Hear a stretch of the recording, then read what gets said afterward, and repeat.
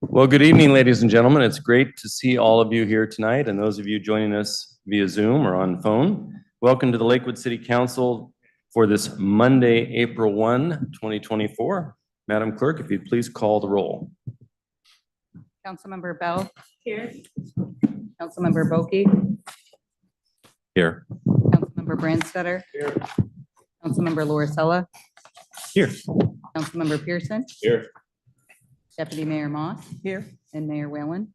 Present. You have a quorum. Thank you very much. Now, if you'd all please stand and join me for a moment of silence. Tonight, I want to recognize and announce that it's with great sadness that our dear friend and colleague, the former chair of our Human Services Advisory Committee, Edith Owen Wallace, passed away this past Friday.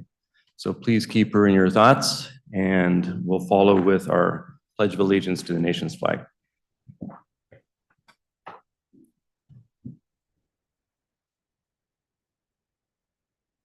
I pledge allegiance to the flag of the United States of America and to the republic for which it stands, one nation, under God, indivisible, with liberty and justice for all.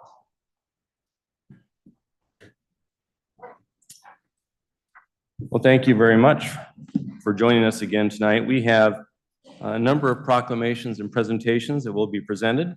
And as is our typical course, we'll have a representative of the organization join one of us at the podium for the presentation of the proclamation, followed by a photo opportunity because we'd like to enhance our announcement of all good things that are positive in the city of Lakewood and provide a social media opportunity as well as for your organization. So the first one tonight is a proclamation recognizing April 2024 as Fair Housing Month.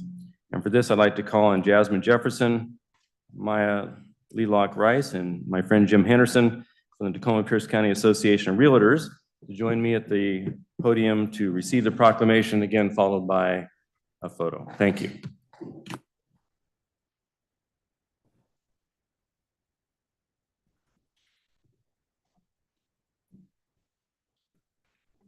How are you? I'm good. Good to see you. Come on Thank up. Hi, how are you? Hello. Good to see you. Thanks. Hi. Good to see you. you. It's always great. Become my numbers. Well, it's wonderful to have all of you here tonight to recognize April is Fair Housing Month. And so the city of Lakewood is pleased and proud to present this proclamation.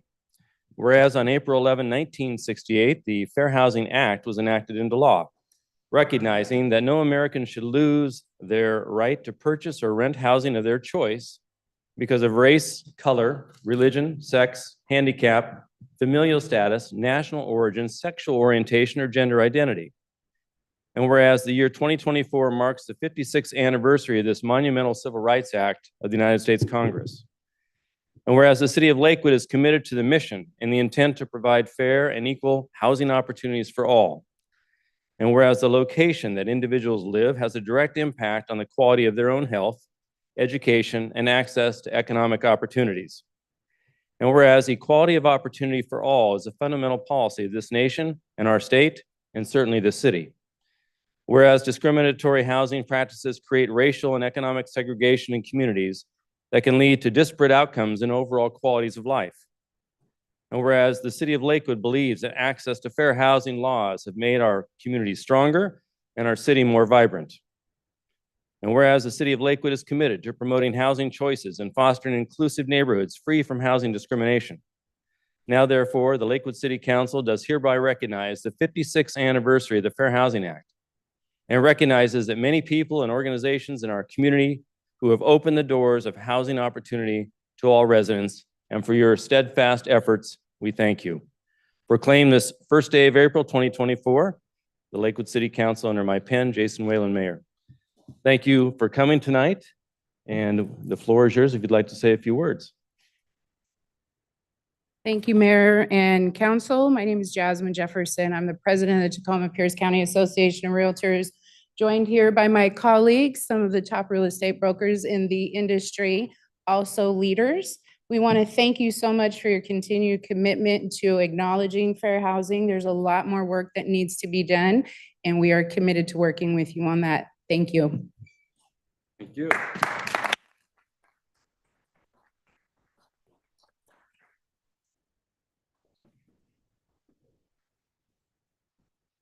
on, Jimbo.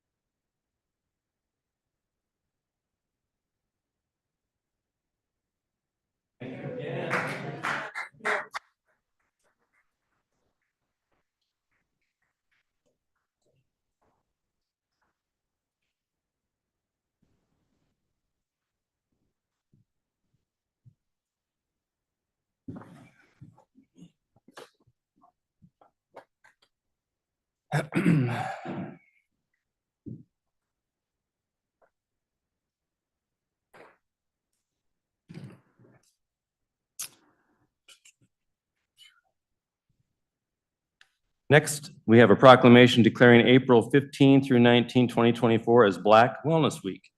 Remember, this is Keith Blocker here. There he is, Keith Blocker, former council member from the city of Lakewood, former deputy mayor from the city of Lakewood, now with Momentum Professional, with not Lakewood. He wanted to be from Lakewood. He's from Tacoma.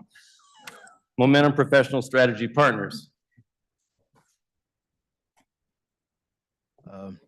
Good evening, Mayor, and the esteemed. I get to give you the proclamation, then you have the floor. That makes But it's good sense. seeing you. I'm just getting back from my old role. He is, he is. When I talk first. So Keith and I were American Leadership Fellow participants together, so we've known each other quite some time. So it's a pleasure having you here. I almost nominated you to be with the city of Lakewood tonight, Keith, but I appreciate your service to the city of Tacoma. We're proud to present this proclamation. Whereas in 1915, Booker T. Washington launched National Health Improvement Week, later known as National Negro Health Week, to spotlight and address health disparities in the Black community, including poverty, lack of access to formal health care, poor nutrition, poor sanitation, and a lack of access to housing. And whereas a goal of this Health Week was to foster advocacy and education to remove barriers so that Black and African American people could achieve prosperity and success and have access to education, health care, housing, and to build family wealth. And whereas holistic well-being, encompassing physical, mental, emotional, and social health, is a priority for all communities. And today, more than 100 years after the creation of National Health Improvement Week, health disparities still exist, especially within the Black community in Washington state. And whereas work to eliminate these disparities calls for initiatives that are both inclusive and resource conscious and evolve a community-driven approach, focusing on leveraging existing resources and capabilities. And whereas the Elevate Black Awareness Initiative aims to address health disparities facing the Black community through partnerships at all levels, including grassroots advocacy, local government, and by working with the Washington State Department of Health to raise awareness and establish actionable steps to enhance health outcomes and to build a sustainable model for future wellness initiatives. And whereas government policies have enduring effects on the communities where they're implemented. And in 2021, the Lakewood City Council signed an equity statement committing this city council to instill equity as a priority when developing policies and in delivering city services, and when enacting initiatives to support and celebrate the diversity of this great community. Now, therefore, the Lakewood City Council does hereby proclaim April 15 through 19, 2024 as Black Wellness Week here in the city of Lakewood. And we urge community groups, nonprofits, and other local governments to look at ways we can all further improve the health outcomes for the Black community by eliminating barriers and by prioritizing access to services and programs for the betterment of this community. Proclaim this first day of April 2024, the Lakewood City Council, Jason Whalen, Mayor.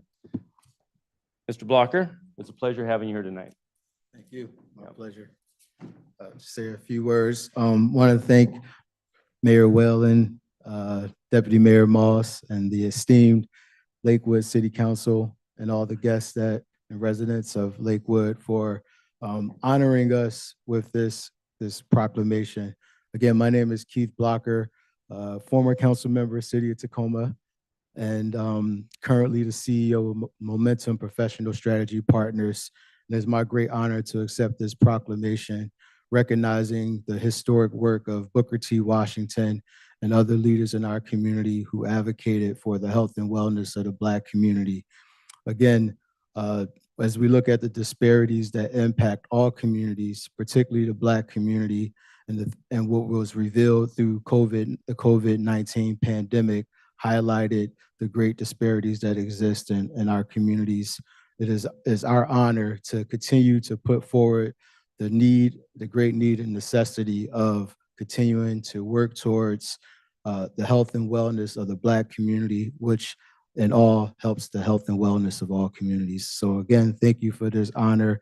And as Lakewood is part of many other cities, including the state of Washington, to proclaim April 15th through April 20th as Black Wellness Week.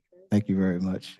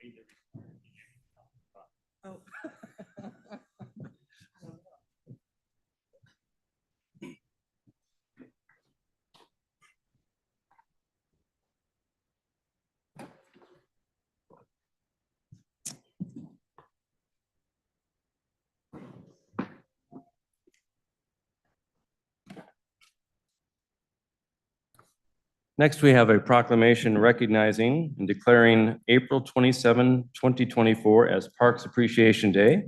And for this, I'll call on our Vice Chair of Parks and Recreation Advisory Board, Vito Iacobazzi, who will receive the proclamation from Councilmember Ryan Pearson.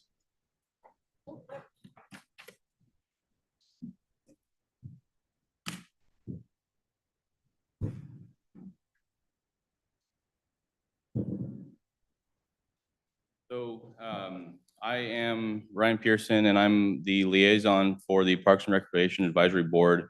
And just want to recognize what a great job Vito and his cohorts there are doing. We've had a lot of comments lately with some of the parks that we're making decisions on. So I just wanted to recognize that and say thank you. So this proclamation here, whereas well-maintained parks and playgrounds, a variety of nature, trails, and open spaces, places to gather like community and cultural centers and historic sites make a city a desirable place to live, work, and visit. And whereas parks are a place where a sense of community is created, where people can reflect, re-energize, or socialize, a place where everyone is welcome, regardless of age, race, beliefs, or social and economic status. And whereas parks and open spaces provide a welcome respite from today's fast-paced, high-tech lifestyle and contribute to our ongoing economic vitality and protect and preserve our natural environment. And whereas on Saturday, April 27th, from 9 a.m. to 12 p.m., volunteers of all ages will work at park sites around Lakewood, committing their time to clean up and beautify Fort Silicon Park, Harry Todd Park, and Lakewood Community Garden. And whereas on Saturday, April 27th at 12 p.m., the city and Pierce College will hold a ribbon cutting ceremony to dedicate the new Lakewood baseball fields at Fort Silicon Park. And whereas we could not do this annual cleanup and beautification without beautification work without the help of these hundreds of volunteers who step up year after year, representing our local businesses, community and civic groups, and churches and organizations to make sure our parks are ready for the busy spring and summer seasons. Now, therefore, the Lakewood City Council do hereby proclaim April 27th, 2024 as Parks Appreciation Day in the city of Lakewood, and urges all residents to show support by volunteering on April 27th at one of our park sites to help beautify and protect our parks. Proclaimed this first day of April 2024 by Mayor Jason Whalen.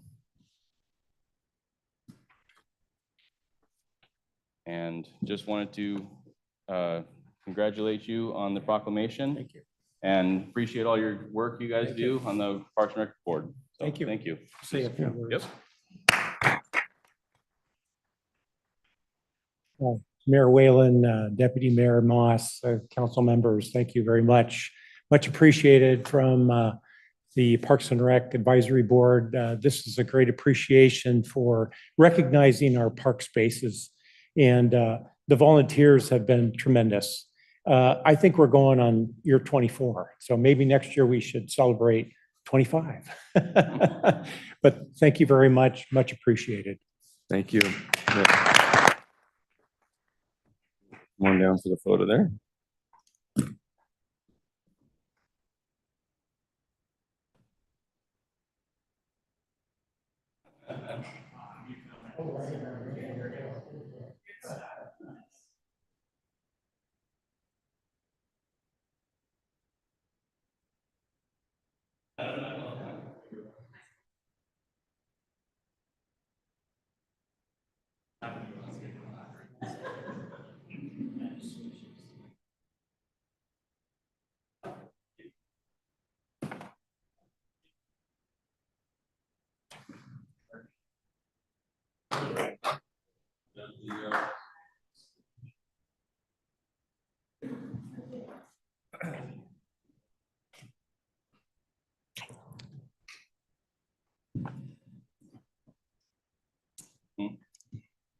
Oh, well, I came down the wrong side. Yeah. Myself up. Well, next, tonight we have the honor of a recognition of one of our own, Councilmember Michael Brandstetter, for his service to the South Sound 911 organization. We're also pleased tonight to have our council member friend from the city of Tacoma, Sarah Rumbaugh here. Thank you, Sarah, for joining us. And we have the chair, Julie Dorr. So it's wonderful to have all of you here to celebrate Mr. Brandstetter's service. We also have Executive Director Deborah Grady. So thank you for coming as well. Thank you. Good evening, Mr. Mayor and council members. It is our honor to be here representing South Sound 911 and to celebrate our friend Mike and his accomplishments on our board of directors. When Mike preceded me on the board, and I will have to say, if I have done anything well, you can thank Mike, and if I have done anything not so well, please don't hold it against him. So Mike has dedicated his life to public service, and I'm sure that all of you are aware of that. He retired from the U.S. Army in 1999 and then joined Bates Technical College and was quite a force and held many roles there. We at South Sound figured that Mike was really good at multitasking, and we also charged him with the same and put him to work. As you know, he was elected to the Lakewood City Council in 2010, and he was appointed to the South Sound 911 Policy Board in February of 2013. Serving with Councilmember Brandstetter on the Policy Board, the Finance Committee, and our current iteration as the Board of Directors has been my honor, and it's been a privilege.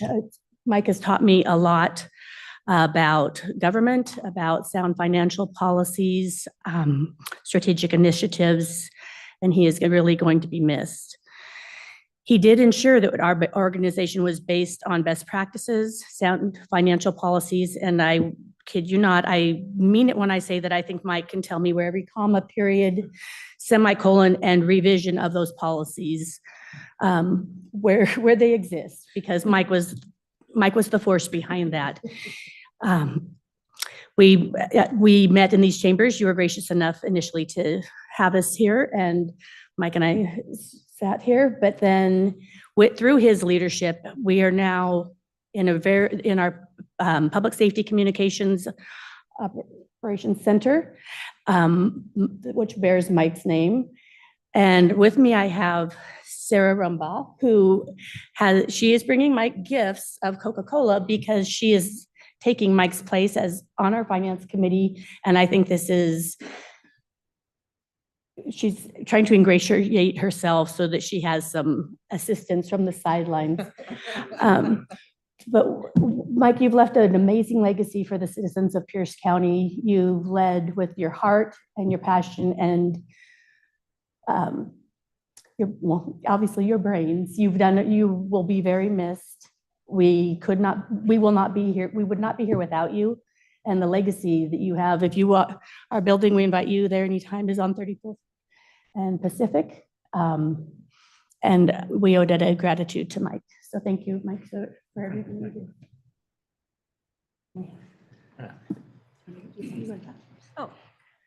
Hi, Councilmember Sarah Rumbaugh with the City of Tacoma, and I'm not sure you all understand how South Sound 911 works, but we have different representatives from different parts of the city and from the county who serve on there, as well as people who serve as fire commissioners. And so I serve on there from the City of Tacoma, and I want you to know that taking over for Mike Branstetter is big shoes to fill. And if I could drink all of this to stay awake for all the times that he's talked, that would be great. But I'm going to give this to him so he can stay awake during your meetings, because these seem like really long meetings as well. So I hope you take this Coke and go to that next meeting, the thing that you need to do next. Yeah.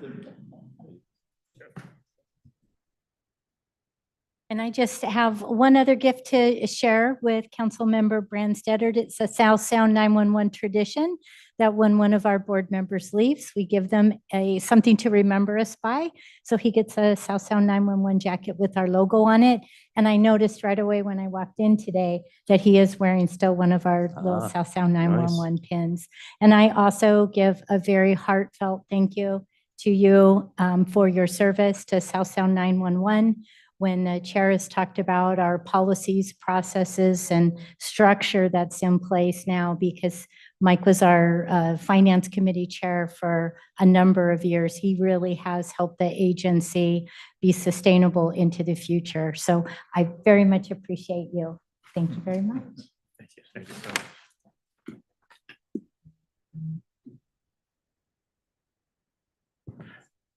Well, thank you all for journeying here and taking the time to come and thank me. Let me say that it was my distinct pleasure to be able to be on the South Sound 911 board, the policy board, and then the board of directors, to be able to go and do that. Because it was something that was important for me to really do some due diligence while I was there and asked to do that. Because South Sound 911 was something that the citizens of Pierce County actually did. I mean, they voted to tax themselves to improve public safety through improving the South Sound 911. And there's also a commitment to all the first responders that South Sound 911 plays a role in them being able to both effectively but also safely do their job and work together. That was, quite frankly, more difficult before the issuance of South Sound 911. But I had the distinct pleasure of serving on the board with a good number of people that shared that respect for that. We needed to do some due diligence to be able to make that happen, because it was not an organization like the city or something like that, of where there were lots of things in place that you needed to maintain. This was a great deal that needed to be created, okay, to be able to go and do that. And I think that collectively as a team, that after 10 years, I can see that it is different on a good fitting, but also with still some challenges in terms of improvement to make with the right people in place to work on them. So I'm not going to go in and do that. Just to alleviate any misconceptions that being on the South Sound 911 board does not drive you to drink. You know, go and do that. But while I appreciate your thanking me, you know, I thank you for still being there and for continuing to make that organization a plus for the community countywide. 1 hour. And for Lakewood to be able to go and do that. Well, thank you.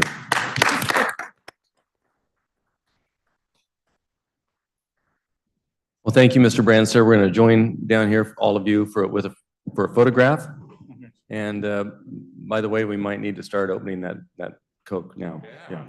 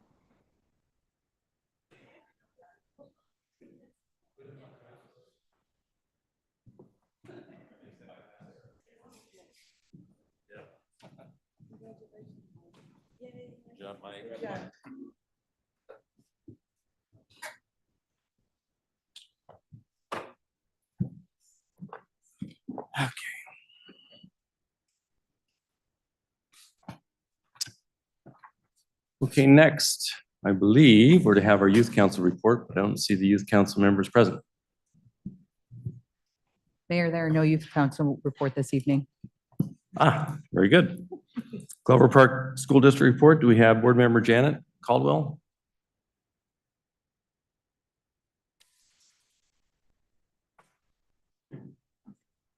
Well, we'll see if she shows in a little bit.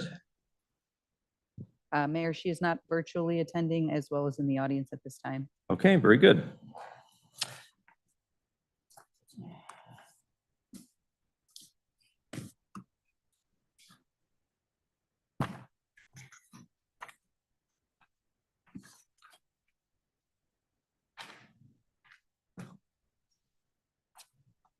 Okay, so we now turn to the public comment section of tonight's agenda.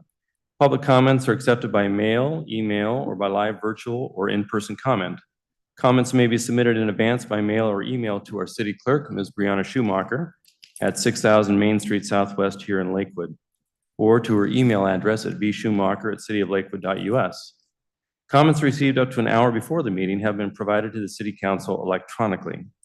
And we ask that the clerk read the names of those who have submitted written comments in advance so that we can make sure we have a transparent record. Mayor, we received no written comments in advance of the public comments this evening. Are you sure? Correct, Mayor. We did receive testimony for the public hearing that is scheduled this evening, but Got not it. general public Got it. comments. Very good. So those in the audience, I believe everyone is kind of signed in appropriately. We recognize that there are 2 public hearings this evening. So if you were here to provide testimony specific to those 2 public hearings, please make sure you reserve your time at the appropriate moment on tonight's agenda. This is generic public comment right now, and the 2 public hearings, that being first on the ordinance to amend the Lakewood Municipal Code, Title III, Revenue and Finance, Property Tax Exemptions, and the Residential Target Area. That will be subject to a public hearing later this evening. as well as a public hearing for resolution acknowledging application of the non-user statute and relinquishing interest except for possible utility easements that the city may have in those unopened rights of way as described herein and as requested by an abutting property owner by the name of Habersetzer. So those two public hearings are subsequent to this general public comment period. Members of the audience may comment on items pertaining to any matter relating to city business under the public comment period. Comments are limited to 3 minutes per person. We do ask if you step up to the microphone, just announce your name, your residence, Jason Whalen, City of Lakewood, and then you'll have your 3 minutes to speak. Virtual comments are likewise recognized here in the City of Lakewood. If you'd like to provide live virtual public comment, please join the Zoom meeting as an attendee by calling the telephone number of 253-215-8782 and enter the meeting ID number 868-7263-2373. And then upon entering the room, please use the raise the hand feature so the city clerk or I can call on you appropriately. What I try to do during the public comment period is rotate to be fair between those appearing in person versus those in Zoom. So each week we rotate back and forth. Tonight, those who are here physically in person will be called on first, and then I'll turn to those on Zoom who've raised their virtual hand to speak. So those who have first signed in on the sign-in sheet tonight are Mr. Mark Pfeiffer.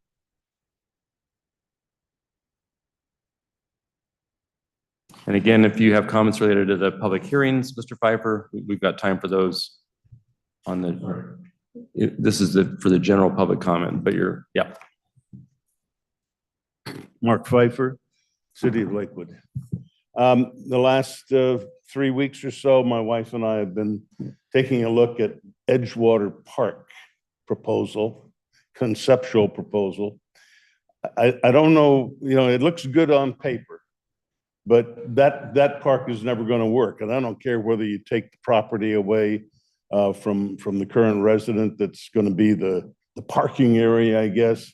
But eminent domain is something I don't think the City of Lakewood really wants to go down. There's got to be a better way to solve that problem. But the real problem is it's going to ruin the neighborhood. I mean, the streets there are narrow, windy. They want to turn Edgewater into a one-way street. I'm pretty good with the truck backing up a trailer, but I don't know how people are going to maneuver in Edgewater Park. And they're going to leave most of those trees that are along in the actual park area, not in the right of way, but in the park area. So it's going to be a while before it comes before the board, but I think that you all ought to go down and take a long, hard look at Edgewater Park before any more money gets wasted. They don't have grants yet for it. It's a dream, but there's other, why not go and try and find a property that you can buy and turn it into a park with playground accessories, that sort of thing. If you want to do it at Gravity Lake, you can go take Merrill Wagner's house and scrape it and turn that property. It's not selling anyway, so turn that property into a nice park. The other thing is that the shoreline or that Protection Act and the business about the waters of the state doesn't say that you have to launch a boat from it, a pathway to the water. There is no shoreline for public access. It's all private shoreline. So whatever you put there, that's where everybody has to be, because they can't go wandering around on the private property. And that holds true for just about any lake here, Stillicum Lake especially. There is zero beach. I've never seen any beach anywhere on Stillicum Lake, unlike American Lake, where there are beaches. That's all I have to say on it. Thank you. Thank you. Next, Mary Pat Bergen-Sperry.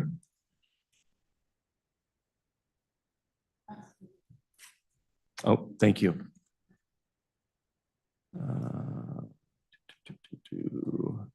Next one signed up to speak, John Gardner.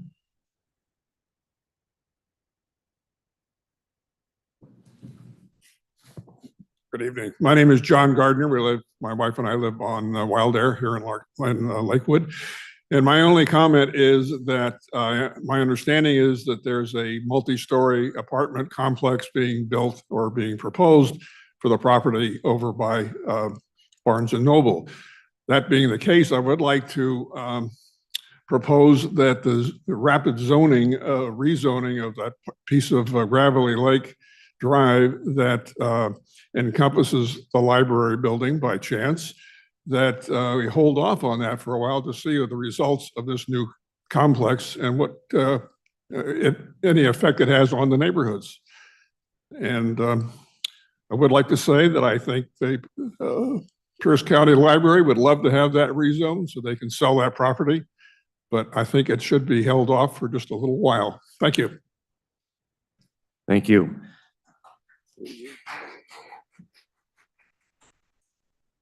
And not to comment too much on public comment, but there's no action item to rezone that property. It is currently zoned within the central business district. And so that would not change the current uses, the RTA issue on tonight's public hearing agenda, but thank you for the comment. Next is Abraham Mirjalini.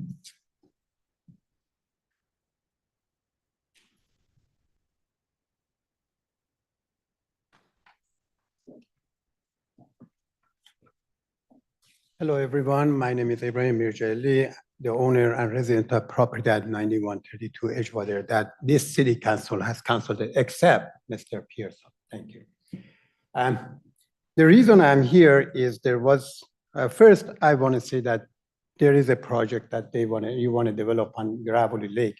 I wish you would not have allowed 9 acres of land to be made a warehouse and rather would have had it for housing rather than having here a maybe medium density residential area, transferring it. But other than that, I go back to the report of King 5 News recently and the response of the Lakewoods to that. Well, I cannot go through this because I have only 3 minutes and only 2 minutes of it almost left. But I want to say that the only inaccuracy that I saw in that was that we actually never built a fence. We came to the city and made a request and respectfully told them about our issue that we have told them before, all the insecurity, and said, well, we wanted to fence the area that we have been taxed for by the Pierce County, so have been the owner in the past. 18,500 square feet. That's what we have asked all members of the city, that you provide us with that taxable property. We have no issue with you. They didn't listen. They tried every time and came up with new plans, and their surveyor repeatedly, when under oath, questions says, yeah, my line is not inconclusive, is not conclusive. It is inconclusive. Well, what that's supposed to mean? Inconclusive could also mean fraudulent. That means I am here basically telling you that I accept no responsibility for whatever I came up with. And you use that to condemn our home, while this council and the council prior to that never cared to go take that property when it was in ruin in 2008, when we bought it for $441,000, almost double the amount that this council has offered us to steal it from us. We still owe more than the amount we paid for that because we refinanced it to update it. It is today a property that was just valued with declining price for $1.9 million. And you want to tell us that their reporting was incorrect. No. You never wanted to negotiate with us. You wanted us to submit. You wanted us to deceive us to submit. And that's why it never went anywhere. We have not one, not two, we have 3 surveyors that disagree with your surveyor. Not only that our surveyor disagree with you, but also does the Pierce County surveyor who surveyed before them. We own all of our shoreline and even more behind our fences. Thank you.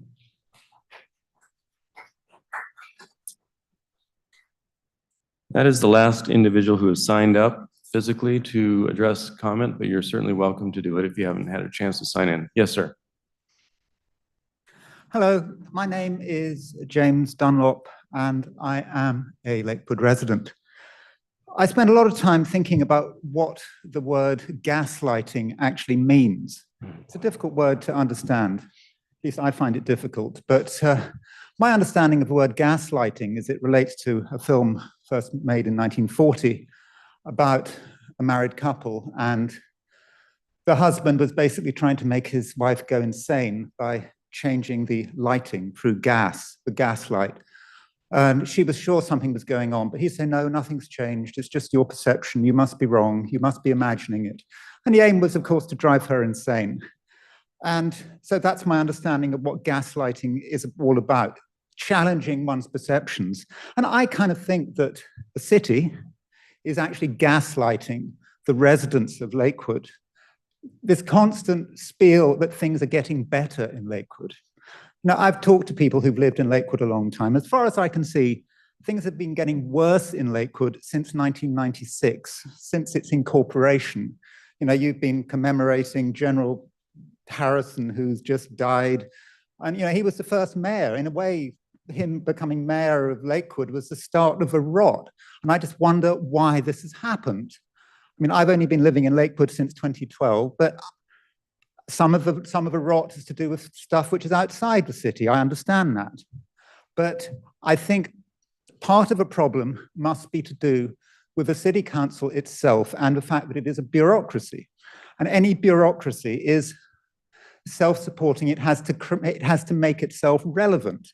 And all these changes happening in Lakewood, which, you know, the environment being destroyed, rezoning of Woodbrook, Springbrook, has really damaged Lakewood. Clover Park School District, of course, that's another matter. But clearly, education in Lakewood has been falling off a cliff since 2013, at least in a relative sense. But Clover Park School District gaslights you, and it gaslights the city. So why? It's like, it's just important to get the money, to get grants, to make the city council, and the city, not just the city council, the city itself seem relevant. Like, look what we're seeing in Edgewater Park. You want to do this because you want to get a grant. Those oaks cut down on Phillips. You cut down those oaks because you wanted to get a grant. You couldn't decline the grant. It's like saying, if I offered you $300,000 to put a concrete giraffe on your roof, you'd do it, wouldn't you? Because it's a grant, it's $300,000, and you don't care how much damage it's causing. So I haven't said as much as I'd like to say, but I think that's part of a problem. And yes, you are gaslighting the residents of this city. Next. Hello, council members. My name is Jennifer Imholt. I was born and raised in Lakewood, and I'm a current resident. I'm here to comment on the residential target area proposed expansion and to voice my concerns about its expansion along Gravely Lake Drive across from Clover Park High School. Ma'am, if you want, Mhm. you're welcome to provide those comments here, but we do have a public hearing on that exact topic in just a few minutes. Okay, I'll wait. Yeah, that'd be great. That way your testimony is in the record for that. I'll repeat this a paragraph You're again. fine. Yeah, thank you. Yes, ma'am. Hello, my name is Vicki Stanich, and I'm a resident of Lakewood. I wanted to talk about the proposed project and I know that the city doesn't own the property that Barnes and Noble sits on, but I feel like there should be some thoughtful consideration, and if the city can influence the owners in any way to look at a project that was completed in 2009. I did send the information to all of the city council members on about the Thornton Creek Water Quality Channel project. And I'm going to read just kind of verbatim about the project. I don't know if I have time, but the Thornton Creek Water Quality Channel is the green heart of a walkable, transit-oriented development in Seattle's Northgate neighborhood. The channel was designed by landscape architects at MIG to clean stormwater runoff from 680 surrounded acres before the water flows into the South Fork of the salmon-bearing Thornton Creek. And I keep in mind that there is a spring, from what I'm told, that's under Lakewood Town Center, under the pavement. The channel reduced impervious surfaces in Northgate by 78% and increased open space by 50%. The city of Seattle found that the $14.8 million channel has already catalyzed $200 million in nearby residential and commercial development. It grew out of a grassroots efforts to try to daylight the piped Thornton Creek. Political leaders overcame a logjam between developers and environmentalists. And to sum it up, it says here, it demonstrates these solutions. It provides dedicated funding for green stormwater infrastructure. It requires new development to retain stormwater on site, and it protects and enhances natural vegetative buffers, including wetlands and water's edge plantings, strong coastlines, and inland waterways. It provides equitable access to transportation options, including safe, connected pedestrian, bicycle, and transit routes. And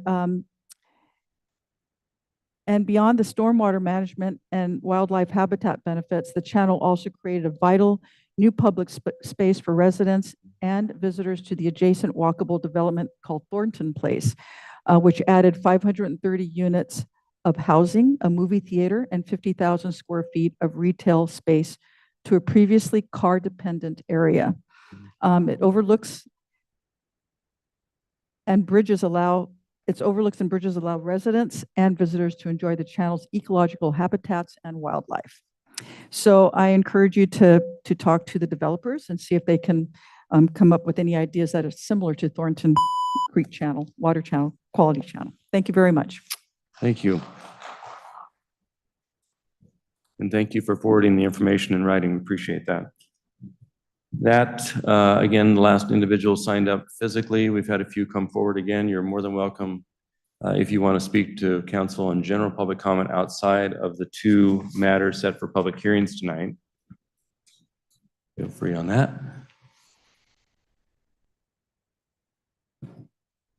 Welcome. Good evening. My name is Steve Hibbs, and I live with my wife here in Lakewood over on Wildair. And I wasn't planning on speaking tonight, but when they recognized the Parks and Rec Board, I'm a very active volunteer over at Fort Steilacoom Park, and so it struck a chord with me. And my question is the beautiful paved lighted path that runs along Edgewood now. It's enhanced that part of the park. I don't have a problem with that in general. But not 1 year prior to building that, the Washington Trails Association came in and made a beautiful dirt trail through that southeast corner of the park near the newer parking lot. It was about a half-mile loop.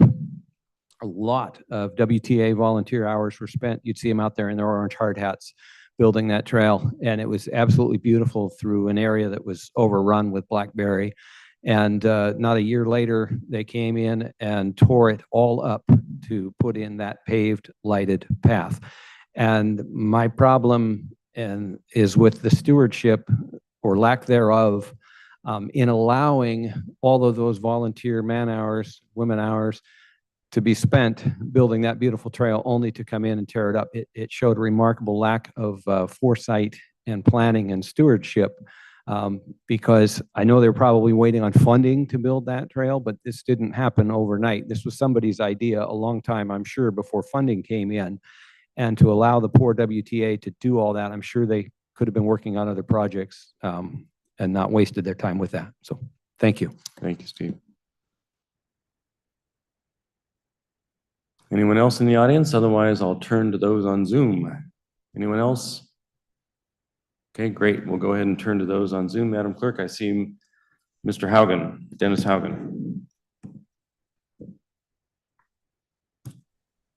Dennis Haugen, Sioux Falls. 4 years ago, I left Lakewood, Washington and moved to Sioux Falls, South Dakota.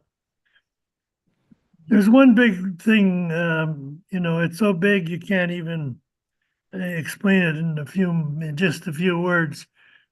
But parents all over the United States have made a discovery after COVID.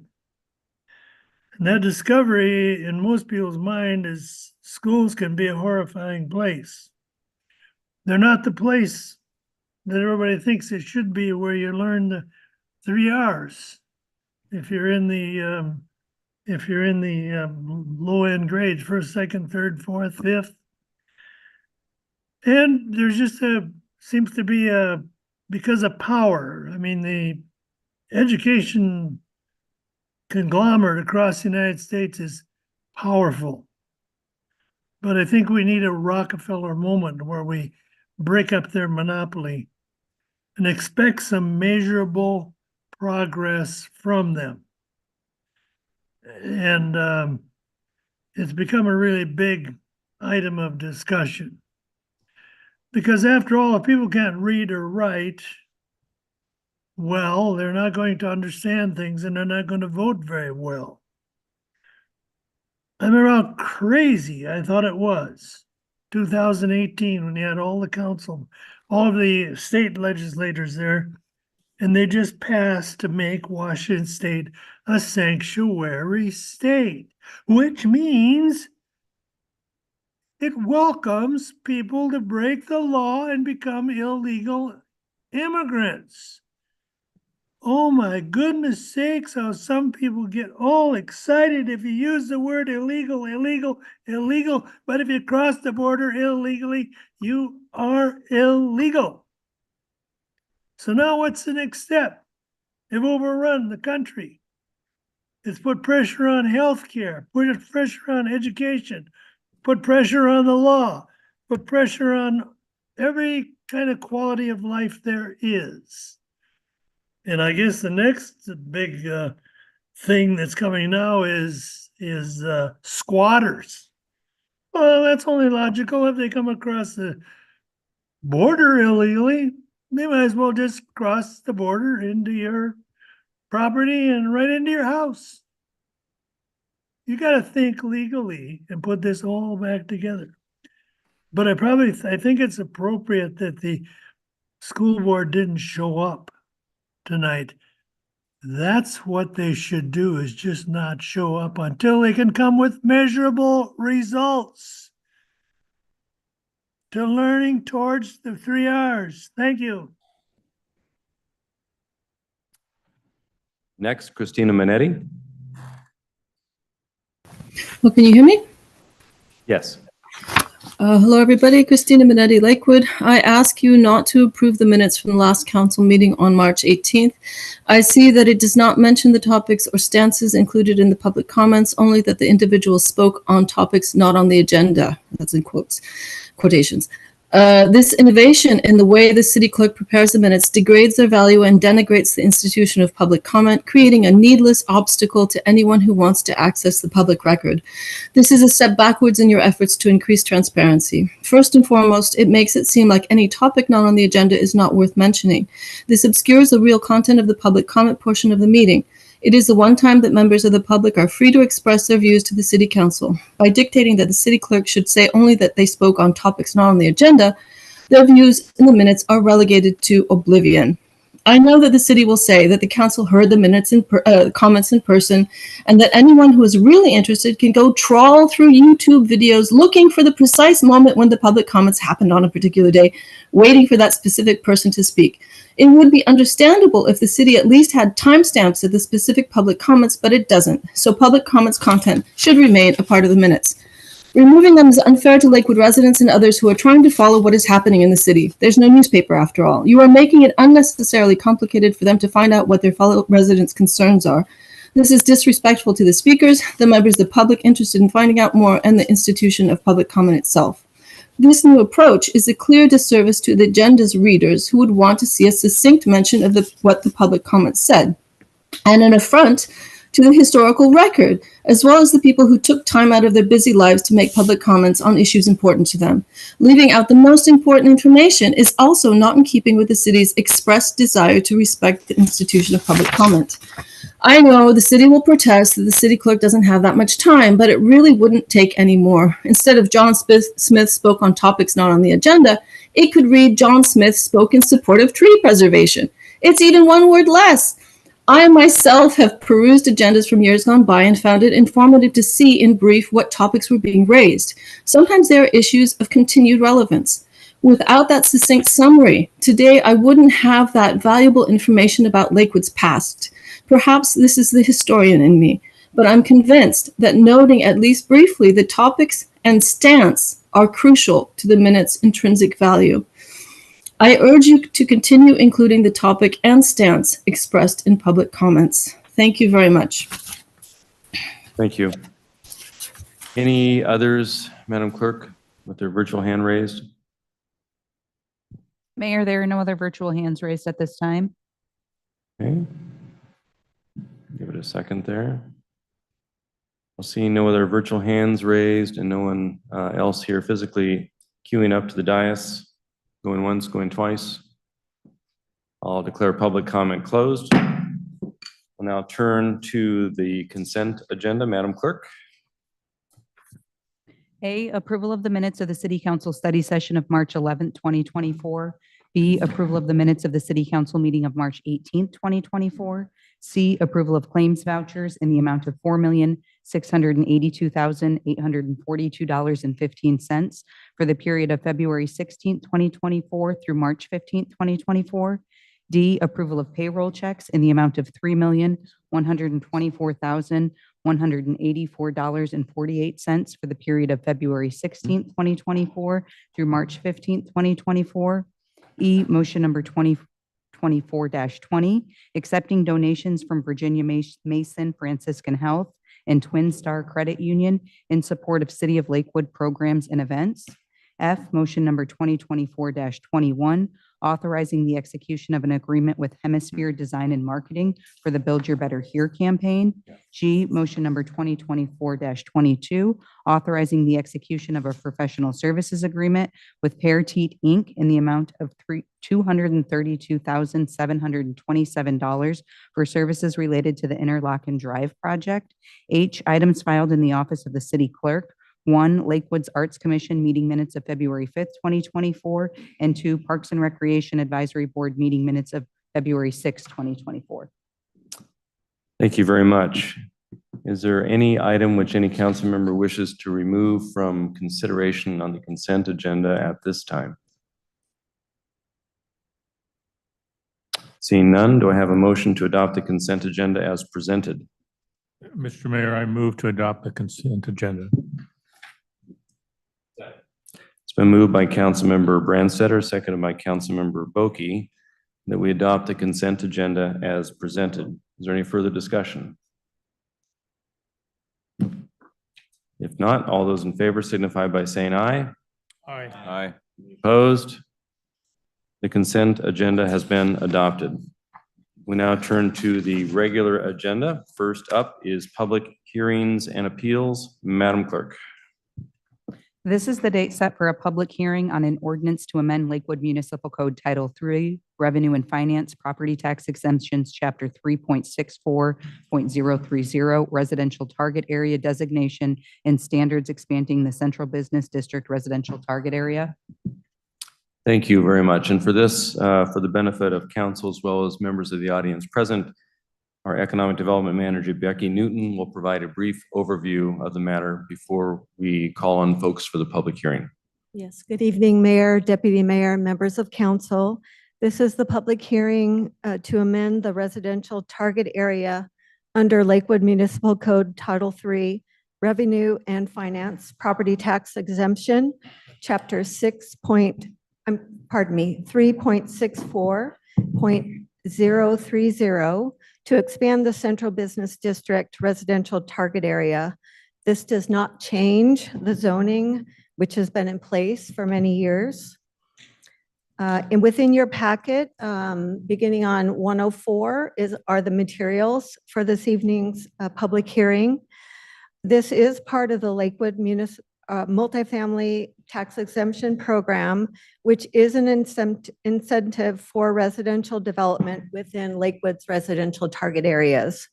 The purpose is to expand availability of rental and owner-occupied residential homes, including affordable homes of all types in the areas as designated by the City Council.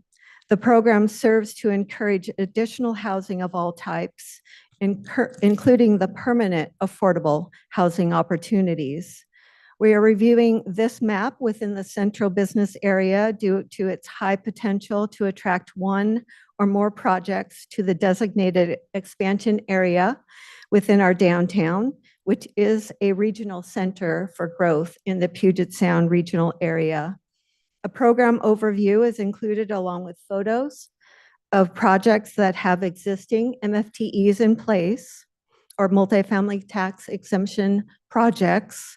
A proposed ordinance begins on page 114 of your packet. A map of the expansion area is on page 117. And the pink areas I will point out represent the areas for expansion. The Planning Commission Resolution number 2024-02 recommending the expansion is on page 120 to 122. This area was chosen to align with the current downtown or central business district zoning. The pink area expansion simply moves the boundary to align with the western boundary of the central business district zone.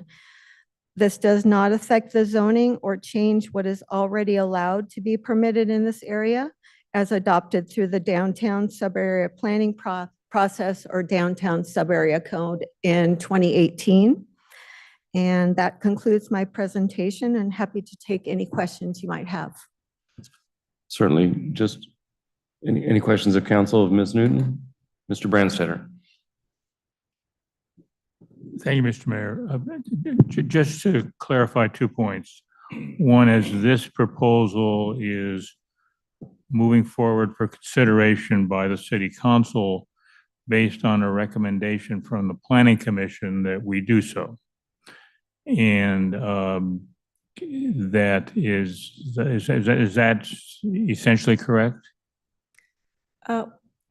Councilmember Brandstetter, there is a recommendation from the Planning Commission that is being put forward to the City Council for consideration for that expansion, correct? Okay, and has there been a specific request of a developer or a property owner of a particular parcel that would be affected by this change, asking for the change? We have had a project proposed within the Central Business District that could qualify for the MFTE that is within that boundary. All right, thank you. Any other questions of Ms. Newton?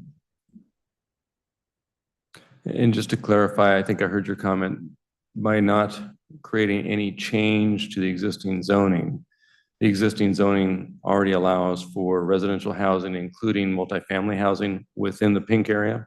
Yes, Mayor Whalen, that is correct. Okay. And in terms of notice to the residents of this particular topic, both to the Planning Commission and to this public hearing, what does code require in terms of notice? Mayor Whalen, the notice is required for the public hearing within 2 weeks, at least 2 weeks notice, that is published in the local newspaper or the Tacoma News Tribune. We also publish this on our website, and it's also published on social media, it's not actually a requirement, but that is something that we have done in addition. Okay. And I know there's been some concerning comments about receiving notice via postcards. Is it been the city's practice to actually notice on these kinds of topics to the residents via mailed postcards or not? Or is that limited to certain other Mayor matters? Whalen, the mailing of the postcards are required for any land use changes such as zoning. And that's not what this is? That is correct, Mayor. Okay, thank you for that. Did you have a question, Mr. Boki? So I'm trying to get the timeline down here. We actually saw this before, correct? This proposal Yes. as is, I believe, and we sent it to the Planning Commission for public hearings because it was actually in front of us and the public could comment at that point in time. But we sent it to the Planning Commission. They held, what was their process? Councilmember Boki, if memory serves, February 7th, we presented an initial presentation to the Planning Commission. And then we also went to a public hearing before the Planning Commission on February 21st. There was a little bit of a technical glitch with the online Zoom, which started the public hearing a little bit late. So it was determined by the Planning Commission to extend the public hearing through March 6th to allow for additional comment should anybody like to move forward. And then on March 6th, the Planning Commission voted to adopt the resolution. Thank you.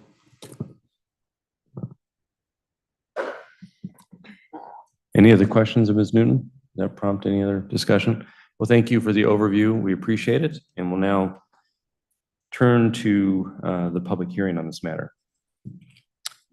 As the clerk read, this is the date set for the public hearing on the ordinance to amend Lakewood Municipal Code Title III, Revenue and Finance, Property Tax Exemptions, Chapter 3.64.030, the residential target area designation, and those standards expanding the Central Business District residential target area.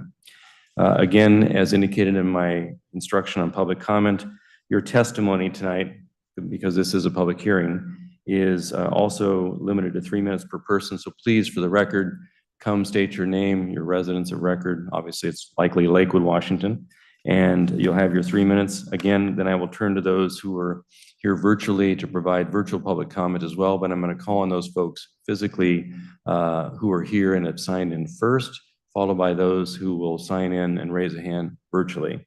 And Ms. Imholt, since you were first up the last time, I don't want to forget you, so I'll call you first.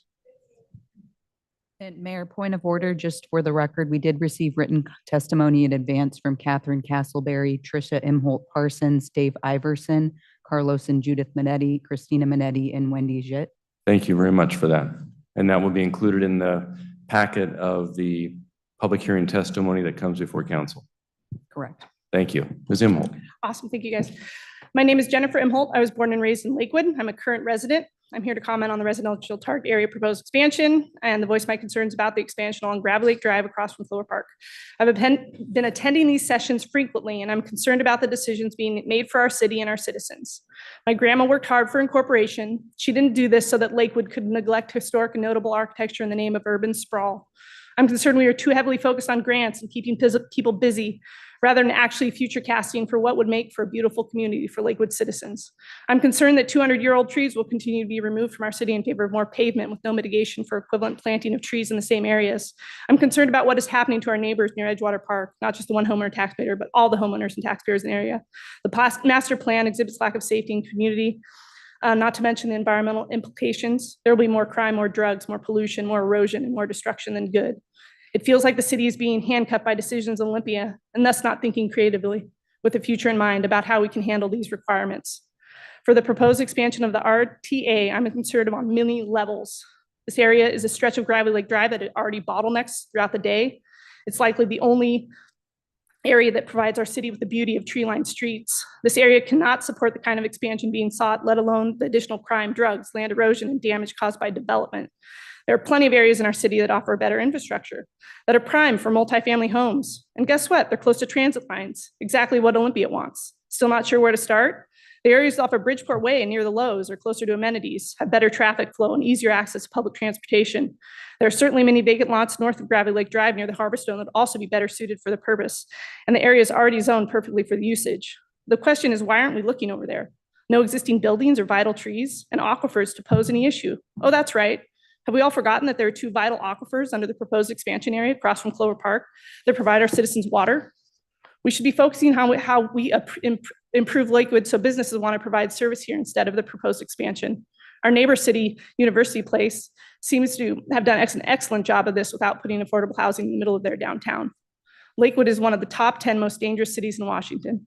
We currently do not have enough police to support an influx of growth like this at Edgewater Park, down Gravely Lake Drive, anywhere in Lakewood. I fail to see how expansion into this area will help our city. It's obvious to a lot of people in this room, reasonable people who want good things for the city and want good things for future citizens. Expansion of the RTA on Gravely Lake Drive is not one of them. In closing, on this April 1st, I implore you not to act foolish and to do the right thing for Lakewood. It's time. Just say no to this expansion. Thank you for your time.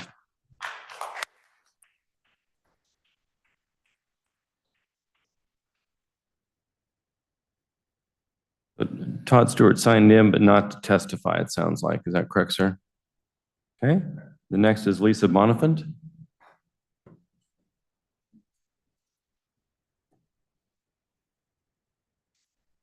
Hi, thank you for having us. I'm Lisa Bonifant. I'm from Lakewood. I've been here since I was 11 years old. And I have a vested interest in the development of the pink area on Gravelly Lake Drive. I think it's absolutely ridiculous. It's going to impact our traffic, noise, congestion, pollution. It's going to hit all of those.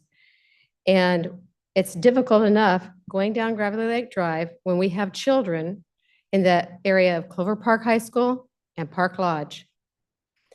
And it's 20 miles per hour. And when you're going to put in multiple family housing, you're going to increase the amount of traffic to the point that we're going to have congestion that's unheard of on that road. And we'll never be able to get down the street. The better locations, like she just stated, was Bridgeport Way. Comes right off the freeway. The roads are much better. You're not going to damage trees because the trees really don't exist up there. Like we have our old forest growth right along the west side of Gravelly Lake Drive towards the lake. And it's still a central district. As far as the Lakewood Mall, that thing has been Lakewood Villa Plaza. It's been an interior mall and it has been an exterior mall, all of which are failing and have failed. So the growth in Lakewood is not what you guys think it is. It's not happening. And retail is going to continue to diminish because Amazon is taking over and has taken over, and people are ordering online. We have trucks delivering constantly down my street. So I think that we need to rethink about where you want to put the pink area and regroup on this. We also have a cemetery on Gravelly Lake Drive that can't be moved, and it's in the pink zone. That cemetery is St. Mary's Episcopal Church, and we can't move that cemetery. That's sacred ground, and that's zoned pink. So I think we really need to rethink this.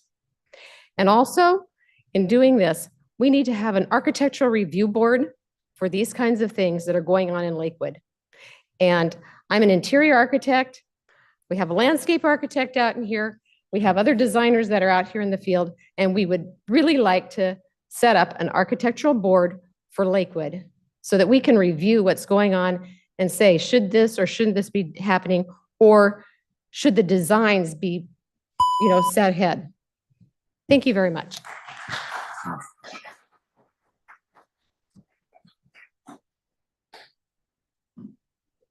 There's several names, but they have a no next to them, so I will skip them unless you decide you want to revisit your opportunity to testify. So the next is Carrie Hills on the list.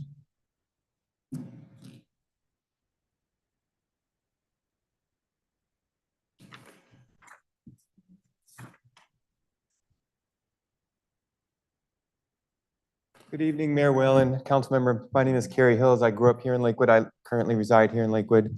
I'm right on the fringe of the zone that they want to turn more pink, I guess. I've lived in an area where they did send out postcards in the past, and maybe it's because they were changing the land zoning.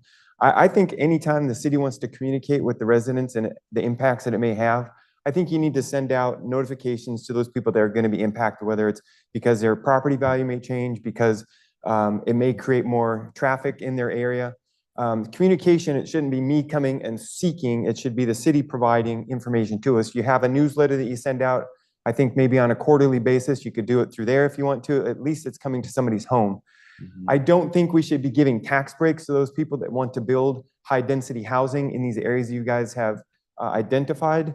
The impact of increasing the density there's lots of neighborhoods that are going to be impacted. And what's that going to do to the property values of those neighbors that have lived here for years and years and are vested versus those people that are wanting to come in and get a tax break so that they can build something new. So I hope you take that into consideration. Thank you. Thank you.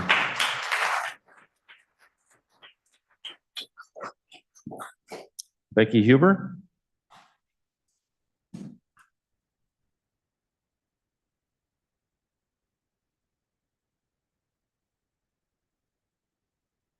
Good evening, Becky Huber, Lakewood, Washington. I'm going to read from a revised letter I've written to the hearing examiner, Andrea Bell, on March 19th regarding the projected planned project by Kite Realty Group that will be because of your municipal code that you're trying to change. Ms. Hubert, you're welcome to read that, but the issue with Kite has very little to do with the expansion of the RTA unless I'm misunderstanding your testimony. Okay, and I may have misunderstood what this hearing was about. Yeah, this is just for the expansion of the residential target area to the south and to the west of Gravelly Lake, as indicated on page 117 of the packet. The letter you wrote to the hearing examiner pertains only to the proposed development. Okay, I It won't be- misunderstood. Yeah. Will there be a different hearing? That would be before the hearing examiner. Yeah, Okay, so she'll let me know when to show up, right? she should, yes. Okay, Yeah. I But you're- apologize. We love having you, and if you'd like I to. love seeing you all again. Thank Yeah. you. Next one is signed in. There's a Philip Blith that didn't have a yes or a no, so. Philip, okay, thank you. Walter Neary would be next then.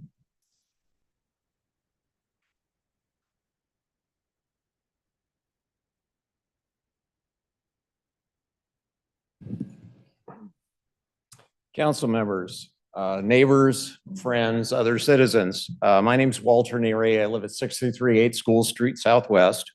We're kind of in the middle of the dance, but I'd like to invite you to meet the Clover Park neighborhood. Tonight, and I know they're on Zoom and YouTube as well. Maybe you're up there. I'm not sure where you're at, but thank you for being here. Tonight, I want to ask for your understanding, your empathy, and your good governance. Let me explain why. These people have been through a lot. Now, everyone has been, especially over the last few years, but this neighborhood's been through a lot. We used to say we live near the Lakewood Library, but the crown jewel got taken away. It's got permanent temporary fencing on it, and it looks like the set of a zombie movie. We're not as proud of it as anymore. And meantime, while we've been sitting with that, we've heard that another great crown jewel of the neighborhood, the Barnes and Noble, is in danger.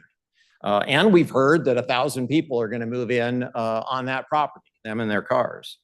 So we've been dealing with a lot of change. And I appreciate as we talk about what's the code for notification. Is this zoning? No.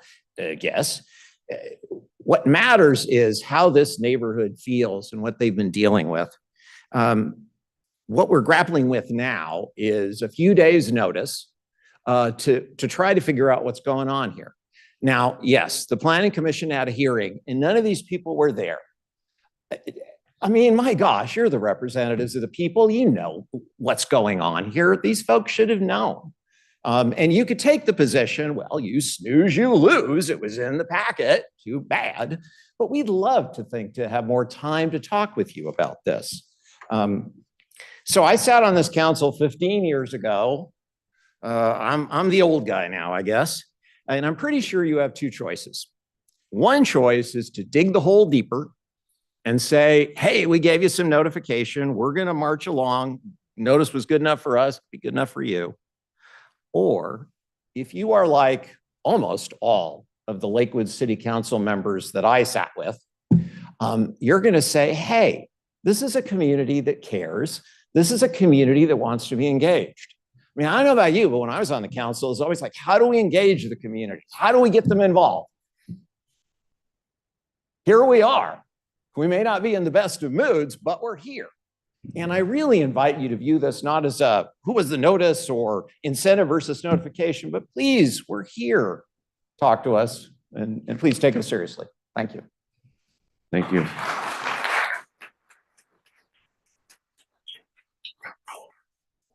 Next, Melissa Jackson.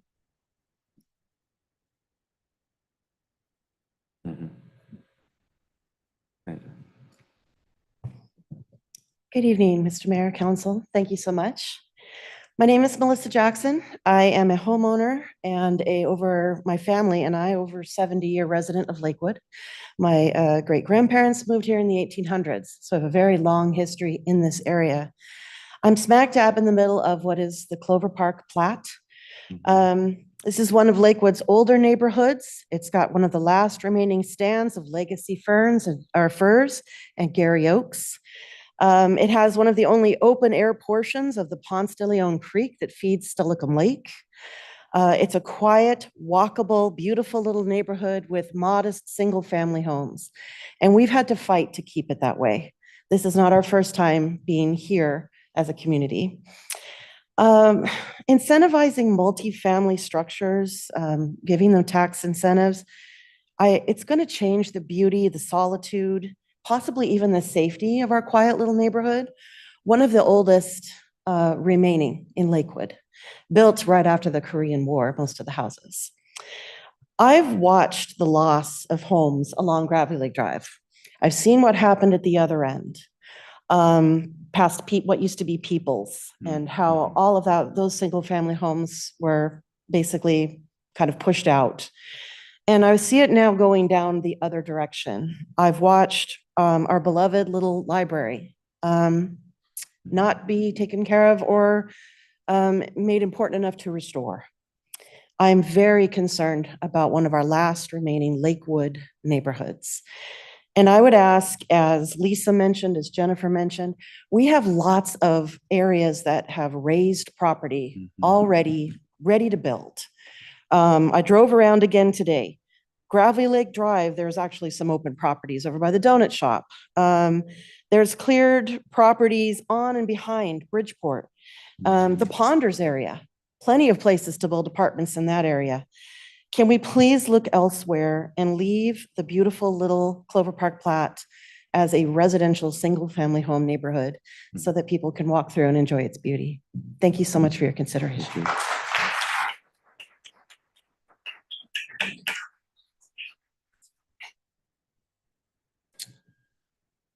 So Beth Cross, there was neither a yes or no, nor a no. Okay. So the next that indicates a yes is Mark Bergen Sperry. Yes, sir.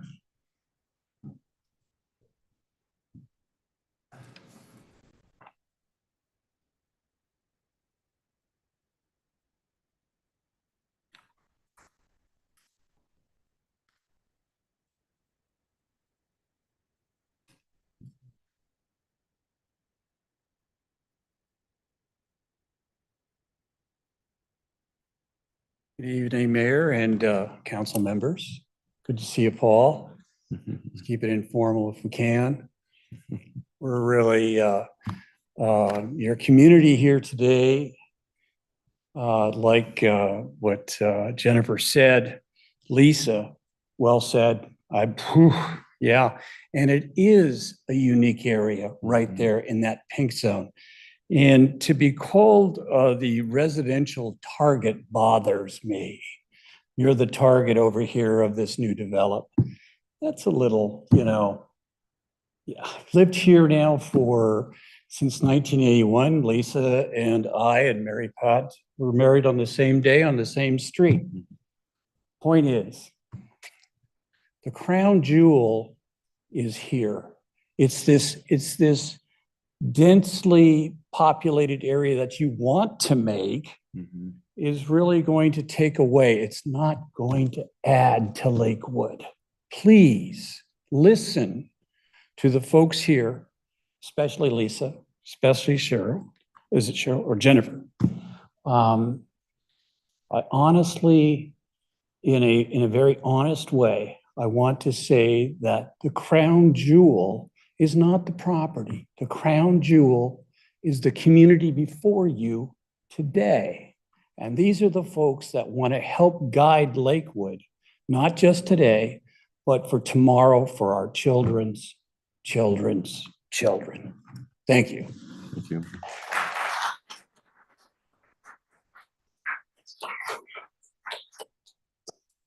Next, James Guerrero.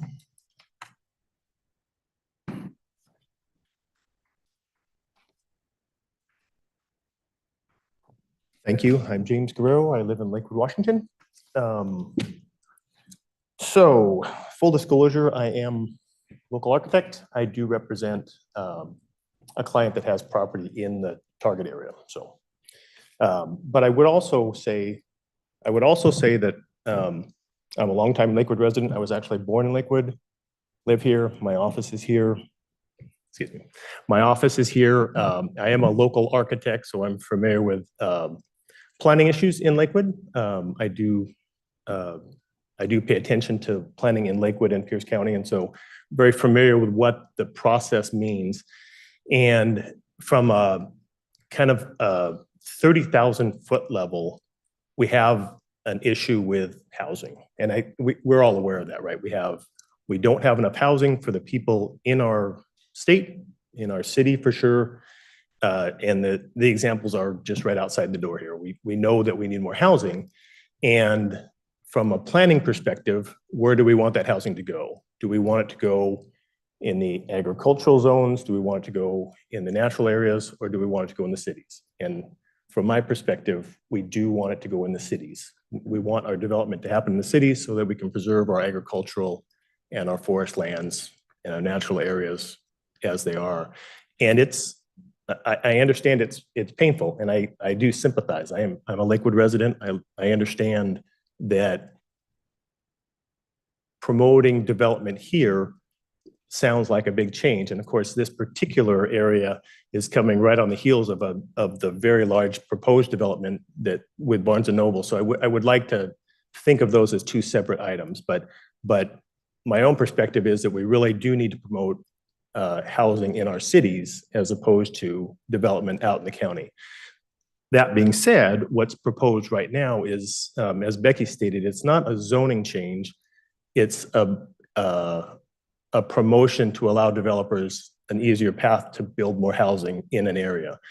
That area is along Bradley Lake Drive, but I would also point out that the zoning currently does allow housing and density in that area. And from a planning perspective, you want to push your development towards the more developed areas. You're right, there are other areas of Lakewood that can be developed, and they're actually zoned for that also. But this area is zoned to allow for the development, allow for multifamily. And from a planning perspective, I like the idea that it almost provides a buffer from the denser areas to your residential areas. But that's all I have to say. So thank you very much. Thank you. So those are the individuals who have signed up to testify. Yes, ma'am. You certainly may. Just again, state your name and residence, and you'll have your 3 minutes.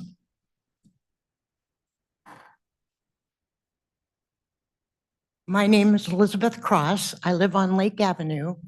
And a little over 15 years ago, myself and two other women petitioned our neighborhood to address the planning committee's desire to change our lots to multifamily. At that time, we were very successful, and the hearing examiner and the city council listened to us and worked with us. One of the things that we agreed upon was that the existing businesses would stay the zoning that they were, but our R3 estate zoning would be untouched. So I bought the house that I grew up in. Melissa did also. So did Lisa, because we love these big lots to raise our families on, to enjoy the quiet solitude of our trees and birds and everything else that we enjoy there. It is with heartfelt pleadings that I ask you not to make this move quickly, that I ask you to relook at that Bridgeport section. That is the area that the Planning Commission talked to us about expanding instead of expanding Wild Air, Lake Avenue, School Street, the Clover Park plat. Thank you very much. Thank you.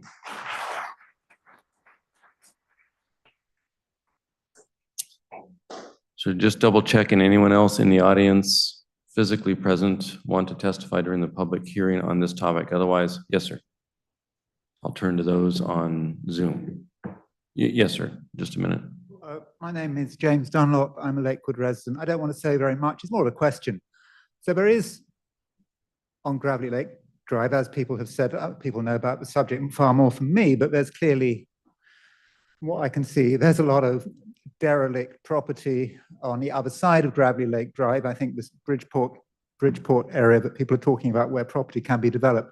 But I don't know why you can't be more directive in terms of getting developers to shift their emphasis to another part of the city. Is this to do with the fact that people are not selling it? I think that I've heard that might be the case. People are just holding on to the land because they believe it's going to go up in price. But you were quite happy to eminently domain or attempt to eminently domain Mr. Mujalili's property in Edgewater. So can't you use eminent domain to facilitate direction of housing? It seems to be pretty important, housing. I mean, I don't know anything about planning law, but can eminent domain have any role there? I don't know, just asking. Anyway, thanks for listening. Bye. Anyone else pertaining to this public hearing matter?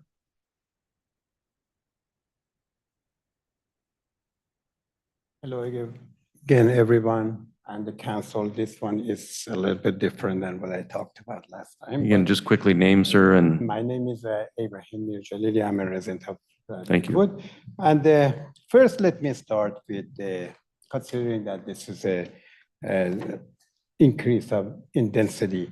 I thought since you included the proclamation in this, I mentioned one thing that of the 8 items, I wished you didn't have the last 6 items in it. I cannot relate to it as a resident of Lakewood, unfortunately. So I think everybody has that and they know the last 6. I wish they were not in there because I don't see any reality in it, only preaching. Sorry. Back to the issue of the increase of density. Yeah, I see that as a reactionary to what legislators in Olympia have passed that for affordable housing. I can understand that you are acting on it, but I don't know if you are really considering all the issue of concern, what the citizens are concerned about, how the neighborhood is going to be affected, not now, but in the long term. Do you really want to have so many people just in one area, and as there is more density, then becomes probably less secure, and people, they want to pass through the city, they don't feel comfortable, they don't feel secure to pass, or to come to enjoy that. So you really, what I wanted to urge you to really think about that more and consider it. And the reason I say that, I look at that Gravelly Lake Drive, what you have developed, I can see a lot of money has been put into it. But honestly, I have been there a few times and I got lost. That's one thing. 2, I really enjoy the part that is not developed more than what is developed. I don't want to devalue the work has been done, but I have to be honest about how I saw it and felt it. So please, be considerate. These people, they came here for a reason, and they came to ask you for help. I know you are here to hear them, but please don't do it the same way you have done to us, because so many they came and told you, no, we don't want it, we oppose it, and I am yet to see what you are going to do about that. Thank you very much. Thank you. Okay, I think we've given everyone physically here a full and fair opportunity to testify during the public hearing. So now, Madam Clerk, let's turn to those patiently waiting on Zoom. And I see we have 4 hands raised. The first is Christina Minetti. Hello, can you hear me? Yes. This is Christina Minetti, Lakewood. I subscribe to the comments of Jen Imholt and Melissa Jackson as well. I ask that you not expand the Central Business District residential target area. I grew up in a house just one lot over from the proposed new boundary, and my parents still live there on Ponce de Leon Creek. You say my parents didn't need to get any notice, nor did any of the other residents. You expect people really to read the legal notices in the TNT? Even if they did, they wouldn't necessarily understand what it is you're talking about. They're supposed to monitor the city on a daily basis like sleuths. Wouldn't it be nice if residents felt they could trust the city and trust the city to do the right thing? You need to make the public understand. It seems like you are trying to do things under the radar, like over at Barnes & Noble, where they also didn't get a notice. But there, I think they were supposed to. They also don't have to do a SEPA there. In the area on Gravel Lake Drive, there are Gary Oaks, supposed to be protected, hundreds of years old, that would be hurt or even destroyed if this goes forward. There would be traffic problems, which would worsen air and noise pollution greatly. Gravel Lake Drive is not really big enough for the number of cars now. There are traffic jams. And if you add all those apartments there, with the two schools present there and Cabrini on the other side, which is a main path to I-5, imagine the terrible traffic problem when the lights are flashing and the speed limit is just 20 miles an hour, which it is all the time in front of Cabrini. There will be increased crime for sure. Mr. Remy's gravelly brownstones, which is one of these that you probably list in this program of incentives, is in the top 10 crime list in the police presentation from last year. Is that something really we want to have in Gravel Lake Drive? I mean, we got to get a grip on these things. Like others have said, put this somewhere where there is a place that needs to be redeveloped, first and foremost. Don't wreck a new place. I mean, it's not new, but it's already perfectly nice. A place without Gary Oaks, other trees, and a nice neighborhood that would be trashed. Think, there is a train, for example. Normal planners would say, put the apartments near the train station. But here, I know that I think you also have a plan by the train station. Well, expand it. Here, put the apartments near the shopping center to funnel customers, as I heard one of the council members say once when discussing this topic some time ago. Is this a reason to destroy a neighborhood like this? I agree with the idea of an architectural board. I've seen the photos of the other affordable apartment buildings in this program that you have in your agenda, and they look cheap and very ugly. Let's say it, ugly. We need the city to make a bigger effort to make Lakewood a nice place to live, not just a good place to invest. I ask that you reconsider, deny this expansion, and encourage development elsewhere and save this nicest part of our downtown area. Thank you very much. Thank you. Next, I don't have a last name, but it's Trish. That's me. Can you hear me? Yes, ma'am. Yeah, hi. This is Trisha Parsons. I'm a Lakewood resident, and I'm here to speak about the RTA expansion. I want to let everybody know, thank you neighbors for showing up. It's really important. Keep coming. I would have gone to the Planning Commission and raised my concerns there had I known, and so would my neighbors, because we care. We just need to be informed, and we're not being informed, and it's really frustrating. I have several concerns about this tax break for this RTA expansion. Gravelly Lake is already a heavily trafficked street most hours of the day. The expansion would push traffic onto quiet residential streets filled with children playing, riding their bicycles, families and elderly residents walking their dogs, and workers walking on their breaks. It's a quiet neighborhood. And not to mention the effects on the actual natural wildlife in the area. It's like a Disney movie. And this would completely destroy that. It's a habitat for a vast amount of animals and let alone trees. Gravelly Lake Drive in the area proposed is the longest stretch of a tree-lined street in our main city area. It makes a section of our city beautiful when a majority of it is now a pavement wasteland, north of 100th Street, for instance. I know all of you are seeing the same things I'm seeing when we drive down these main roads. It's depressing. And adding more apartments to this street and removing trees will make our city even more unappealing. Do we really need to give people tax breaks so badly that it destroys the overall neighborhood feel of our small city? We're a small city. We're not a giant urban area. I'm deeply concerned about the Tensler Library and the trees on that property. Why are we not rendering that building a historical property? Why can't we turn that area, if we're going to destroy the library, at least make that a park and make that a green space? There's lots of options other than just jamming more people in an area that can't handle it. I'm concerned about the old Key Antiques building. Again, where will all this extra traffic flow? This would have been a great spot for a wine bar or a great little retail spot. It's not suitable for a multi-story apartment building in a neighborhood, in a quiet neighborhood. The road and the residential streets cannot support the kind of expansion being sought. There are parts of our city with better infrastructure that are already in the existing plan. We should take advantage of those and build up. Give people the tax breaks to build up in those other areas. They're easier to develop. They require a minimal amount of tree removal, and in many cases are screaming for urban renewal. How awesome would Bridgeport Way or Pacific Avenue look if we gave those areas a little more love and attention?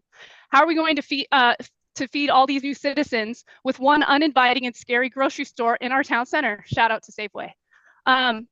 Most of the people speaking out against this are honest, hardworking people who just want good things for this city and want good things for future citizens. Expansions of the RTA for a tax break on Gravel Lake Drive is not one of them. I fail to see how expansion in this area will help us. Please help us keep the beautiful parts of Lakewood beautiful, and let's start making the areas we know can be better, better. I know you can do it, guys. Thank you. Thank you. Next, Kim Underwood.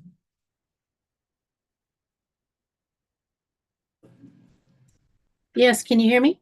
Yes, ma'am. Yes. Thank you. My name is Kim Underwood. I'm a 45-year-old, or 45-year, I wish I was 45 years old, a 45-year Lakewood resident. I'd like also to speak about the RTA expansion. I agree wholeheartedly with Ms. Imholt's comments, but I also agree with the architect's comments in that the expansion should be within the city, but not on Gravelly Lake Drive. Any development, a high density development, and especially the tax incentives that are being offered here to developers only attract low-income housing. It attracts a developer to throw up a cheap apartment complex. They're not going to look back, and Lakewood's not made of that. This whole expansion should require a fiscal impact analysis to determine what these changes will have on any adverse impact on our city. Some of which are going to be damage to the existing infrastructure, operational costs, noise, environmental, and water. Lakewood Water District pumps and wholesales 5 million gallons a day of our water to outlying areas. Our creeks and our lakes are dry, our levels are low, our water supply is not keeping up with demand. The bottom line here is that the city of Lakewood is trying to fulfill a state requirement for additional housing. But the question is, what's going to keep the lights on here? Right now, Lakewood is over 60% rental income. And I heard you say, Mr. Whalen, that it's the warehouses that keep the lights on. Well, the question is, how many lights do we need to have on? So I agree that we need more housing and we need affordable housing, but it needs to go in the right place, not at the expenses of our community, our traffic, our water. And so I would encourage you to rethink this area, the expansion of at least the pink zone. There are more suitable areas within the community that will offer the infrastructure. Thank you very much. Thank you. Next is Brian Parsons.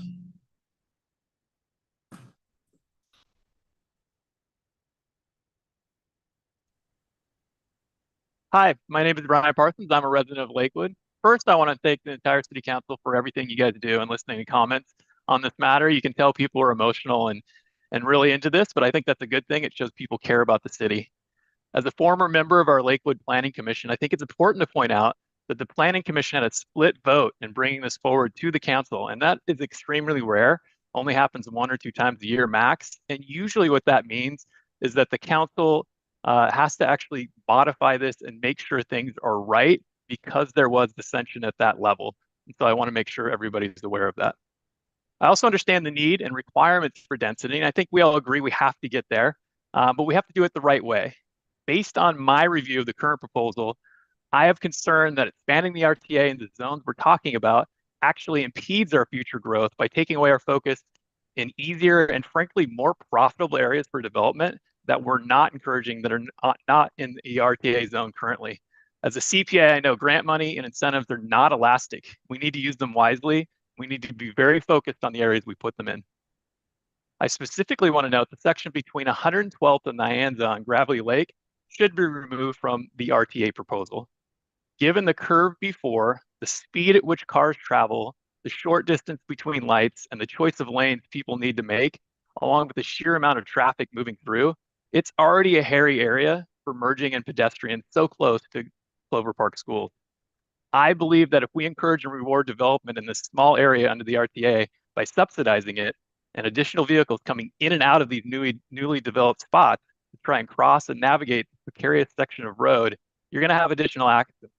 And I typically try not to be dramatic when I make points, but I don't think it's far to say that fatalities will happen by people getting sideswiped and by having a significant amount of traffic coming out of an apartment building in that spot. As James Guerrero pointed out, density should be done in the city and to be a buffer. I think if we're being honest, that portion is so far at the end. That's not city. That's getting into the neighborhoods, and it's all the way at the end. And I don't think that counts as what we want for buffer and density. My ask is that you take this section out of the RTA so we can protect our citizens from unnecessary dangers.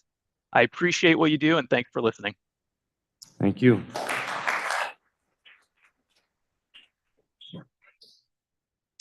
Madam Clerk, any other hands raised? I see Wendy Zicht. Well, let me get the folks who are on Zoom first, sir, and I'll see if I can come back. But we gave physical folks here plenty of time. Yes, Ms. Zicht, go ahead. Okay, thank you. I am a resident of the area just outside of your proposed expansion area since this month, actually, 20 years ago. I have submitted a letter. I embrace the comments of my fellow neighbors and just want to make a couple of points. At the time I wrote my letter, I didn't have a whole lot of information to go on because I was not given notice. I don't get the TNT. I live in Lakewood, although I work in Tacoma. I'm not on the website every day. I didn't know I needed to do that. So I do think that there needs to be a better way to give notice of these types of issues to residents in the areas that are going to be impacted. And I will certainly be impacted as well as my neighbors. Secondly, is I understand it, and now taking the time today to read more of the material and listen to the Zoom recordings of council meetings and the Planning Commission, is that the intent of this is to give tax breaks or incentives to developers to come in and make housing. And to meet the requirement of the statute or the legislature, these developments will need to be probably at least 50 units, which raised grave concern with me when you're bringing this into an area which, yes, part of it is zoned to allow for multifamily housing or mixed use.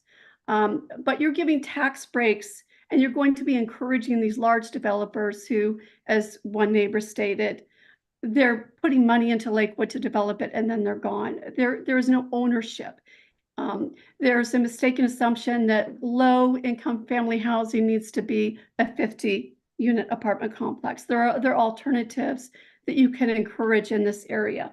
But even more important than that is that you have two salmon-bearing streams that intersect this pink area. One of them is Clover Creek. The other one is Ponce de Leon Creek. I think one of the Ponce de Leon neighbors spoke earlier. They were identified by the city of Lakewood in its stormwater management plan in 2022 as streams of concern. Ponce de Leon Creek runs and abuts some of the houses and offices that are currently on Gravelly Lake and abut School Street. When you walk out of the old Lakewood Library plot, you'll see a sign on the street that says, "Welcome to the Clover Creek Salmon Watershed." So this is an area of concern. This is an area that needs to be protected. Nobody has addressed how having 50-unit apartment complexes on top of the traffic, once they're there, the environmental destruction that you've caused to these sensitive areas cannot be fixed. And I hope that you will take that into consideration. Thank you. Thank you.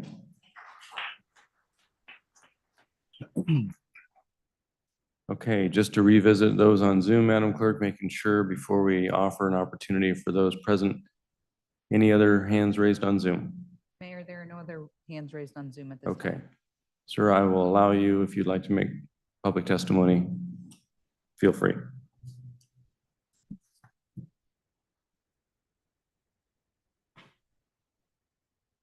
Todd Stewart. I grew up in Lakewood, and I didn't prepare any remarks. I came to support Lisa. We discussed points that we both felt were important. And I guess I would just add that having grown up here and having memories of Gravely Lake Drive as a kid and how quiet it was and what it's become now. This past year, we've witnessed 2 fatalities on Gravely Lake Drive. One of them happened about 30 seconds before I got to the intersection where it happened. So I witnessed somebody pulling out and someone's car getting sideswiped, getting T-boned actually, and resulting in 2 people dying. And the noise levels have increased. And I guess my concern is how can this part of the city absorb the amount of traffic that's going to result from development? So I think that's a concern. And I would just echo the comments on the need to step back, the need for an environmental impact statement, which I'm surprised that there hasn't been. I don't know how far along in the process the city is with things moving forward. But the need for an environmental impact assessment and just more people, more traffic, more pollution, more crime, more noise. And I just don't see how that can be mitigated in that small section from across from Clover Park High School and further to the north. So those are my comments. Just one more comment I'd like to make on the public library, on the Lakewood Library. That is an iconic building, not only for Lakewood, but just for the state of Washington. It's an incredible structure. And there are ways that at least the original portion of that building could be preserved. So there's my comment. And so just once again, I would ask that the committee, that the council slow down and invite more comment moving forward and not rush forward with this.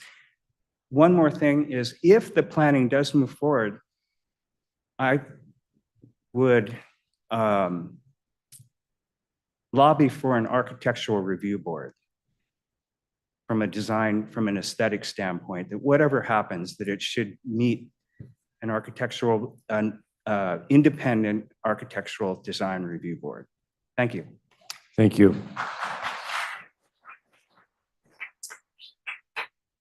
Having given full opportunity for those present and those on Zoom to testify during this particular public hearing, and seeing no further hands raised or folks stepping up to the podium, I'm going to declare this public hearing closed. But before you leave, I want to say a few comments, but after I close the public hearing. So I want to thank you all for coming. We all want to thank you for coming. It's important, and I think Mr. Neary indicated that we do have sought for many, many years to get good public comment, and this is a great example of that. So thank you for coming. To the comment about council needing to slow down, I hope you recognize from what Ms. Newton said and what Mr. Boki articulated that the council did slow down. This came up before the council as an issue some months ago, and we asked the Planning Commission to take another look at it. So that was a means that we were able to use to allow more comment. I get the issue about how notice can be more properly issued to those folks that may be affected. We'll talk about that at a later date. But I do want to make sure that at least I leave you with the understanding that this area, as Ms. Newton indicated, is already zoned within what's called the Central Business District. The decision on this RTA expansion, and I think Melissa Jackson put it succinctly, this is the issue of whether an economic incentive should be allowed through the expansion of the RTA within the zone. So that's really what this is. The other challenge that we all have, you as well as us, are some of the legislation articulated by our state legislature, which is going to allow density in every residential zone, whether it's your R1 estate lot, R2, R3. The legislature is allowing density, multiple houses on one single family lot with accessory dwelling units. We can't stop that. The challenge we're all grappling with outside of what we have on the table today is if that were to happen in your home lot, if you sold your lot to somebody and they said, gee, I want to build 2 homes on this lot and 2 ADUs, that's going to be allowed. What do we do with parking? How do we grapple with that? How do we deal with the density issues that we're all concerned about as a community? So I just want to leave you with saying thank you for coming. The issues are challenging because we have to plan for growth. The Central Business District Sub-Area Plan that was done several years ago went through a planned action ordinance process that analyzed traffic and all sorts of other stuff. And so it remains a challenge. And I just want to say thank you. We can't fix all these decisions that have happened at the state legislature that may impact our community, but I just want to say thank you for coming. So we'll now turn to the next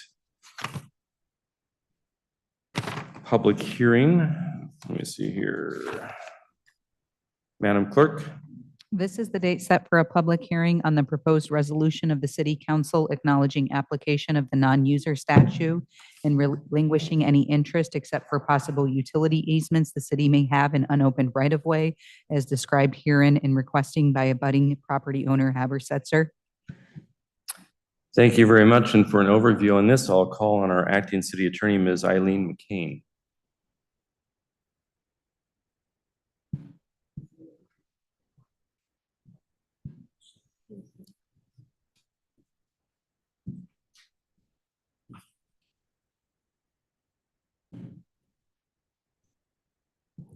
Thank you, Mayor.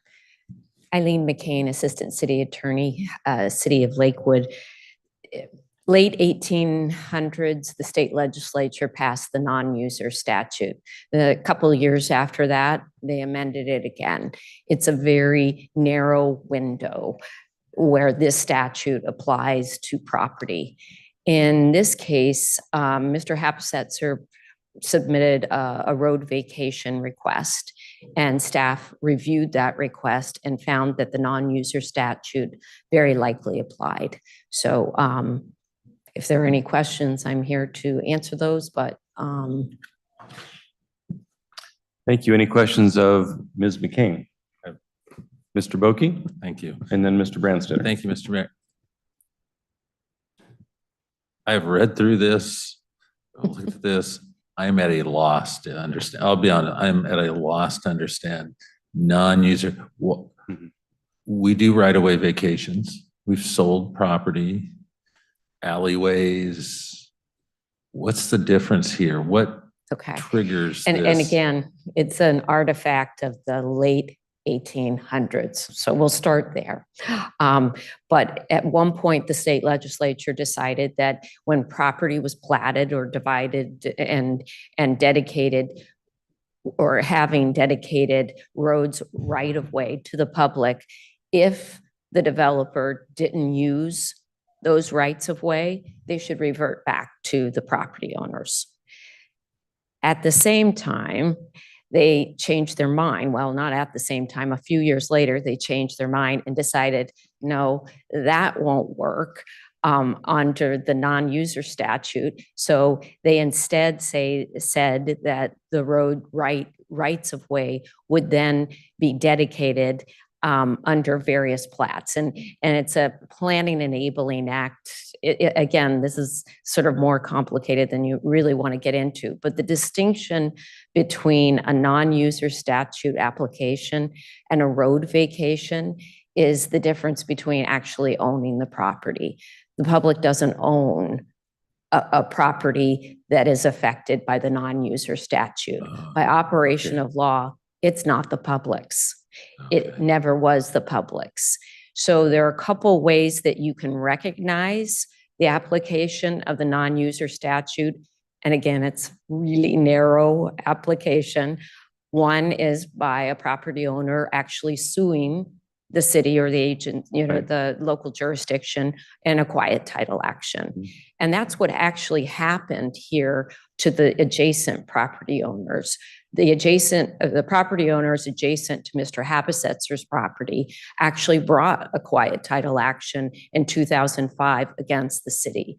Then City Attorney Dan Hyde stipulated that yes, it did apply, and they entered a stipulated judgment, and that was the end of that.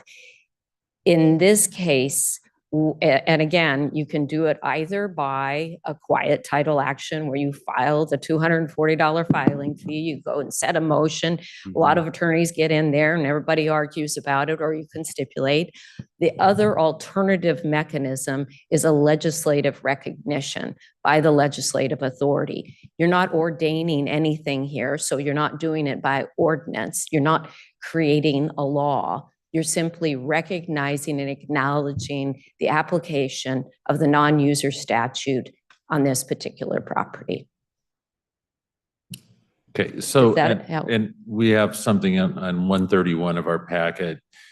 There's vacated per Superior Court cause number 05. That's the one. That's the one, and that's this little thing adjacent to this piece. Actually, it's on either side of the Habisetzer property. Wow, Yeah. okay. Thank you. Yeah. So when you say on either side, on lot 15 and 16 on the diagram on page 131, in addition to lot 11 and 12? Correct. Got it. Mr. Branstetter. Okay, like Mr. Boki, I'm just trying to process what we have. So this relates to, non-use statute relates to properties that 100 and some years ago were in some way, shape, or form thought that they would eventually be roads, but that at the time, which was in here was probably the county, never went through and put a road on that piece of property. Correct. And so there was a window of where roads were designated with that stipulation. And so returning it to the original property owner is something that could have happened anytime within the past 100 years. But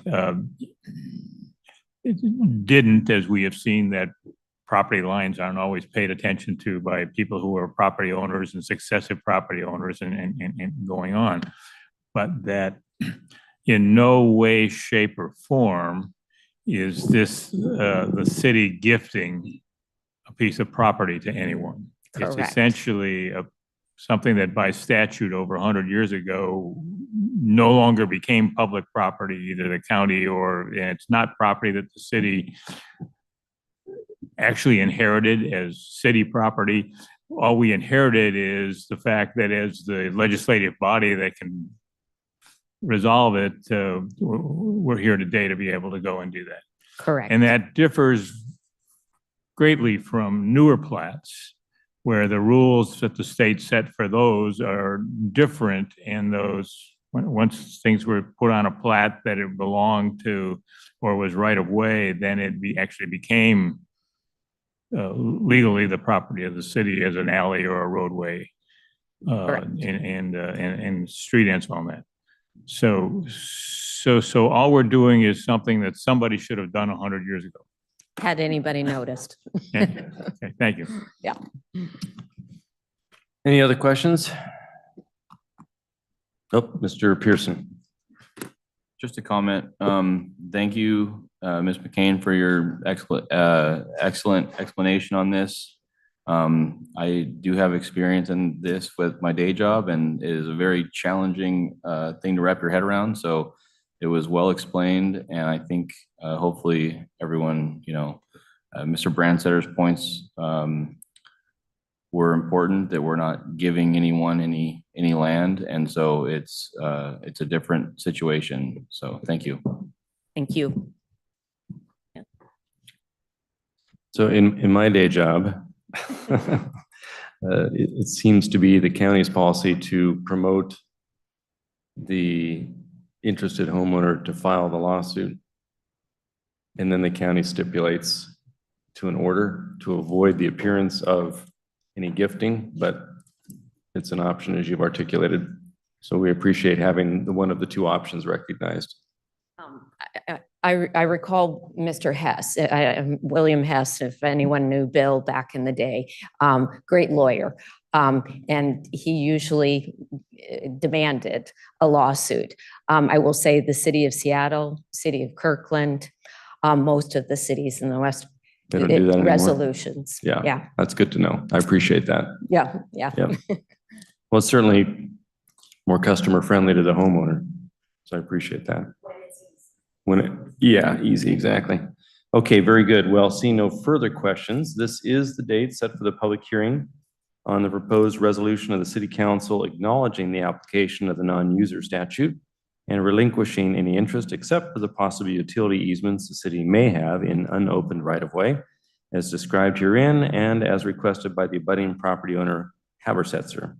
So if you'd like to speak on the public hearing topic, I have nobody signed in on the sign-in sheet, but again, let that not preclude you from coming to the podium and testifying on this issue during the public hearing. Yes, sir. Mr. Mayor, good evening for the third time. This is really exceptional night. Well, hello again to all of you. What it is actually our dispute erupted over this automatic vacation of what is known to be Silver Street. That Silver Street was coming from where is Edgewater Drive and going to the Waverly along the shoreline of the. Try to keep your comments focused on sure. this particular matter, sir, because Yeah. the public hearing is on. No, this no, matter. I understand, but, Yeah. but also it was mentioned about vacation and,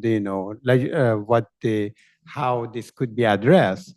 What I'm saying that seemed like we are not the only one who was affected, so are others. And there's got to be something that the city doesn't have to get involved into the fight with the property owners like that, including us, and lead to condemnation of a property. And likewise, really, Pierce County has recognized these things in the past, like the Silver Street has been vacated, not once, at different times, different part of it, of course, and was vacated to the property owners because it was automatically abandoned and basically was vacated, except that it needed to be formalized, meaning that to have something, a piece of document that is recorded that, yes, this is really finished, done. But when it is not used, it is not used. Silver Street is non-existent, but obviously we do have a dispute with the city. Thank you very much. Any other individuals in the audience physically present wish to testify during this particular public hearing? Seeing none, Madam Clerk, will go to those who are on Zoom or on telephone. Mayor, we have no virtual hands raised at this time. Very good. I'll declare the public hearing on this particular item closed.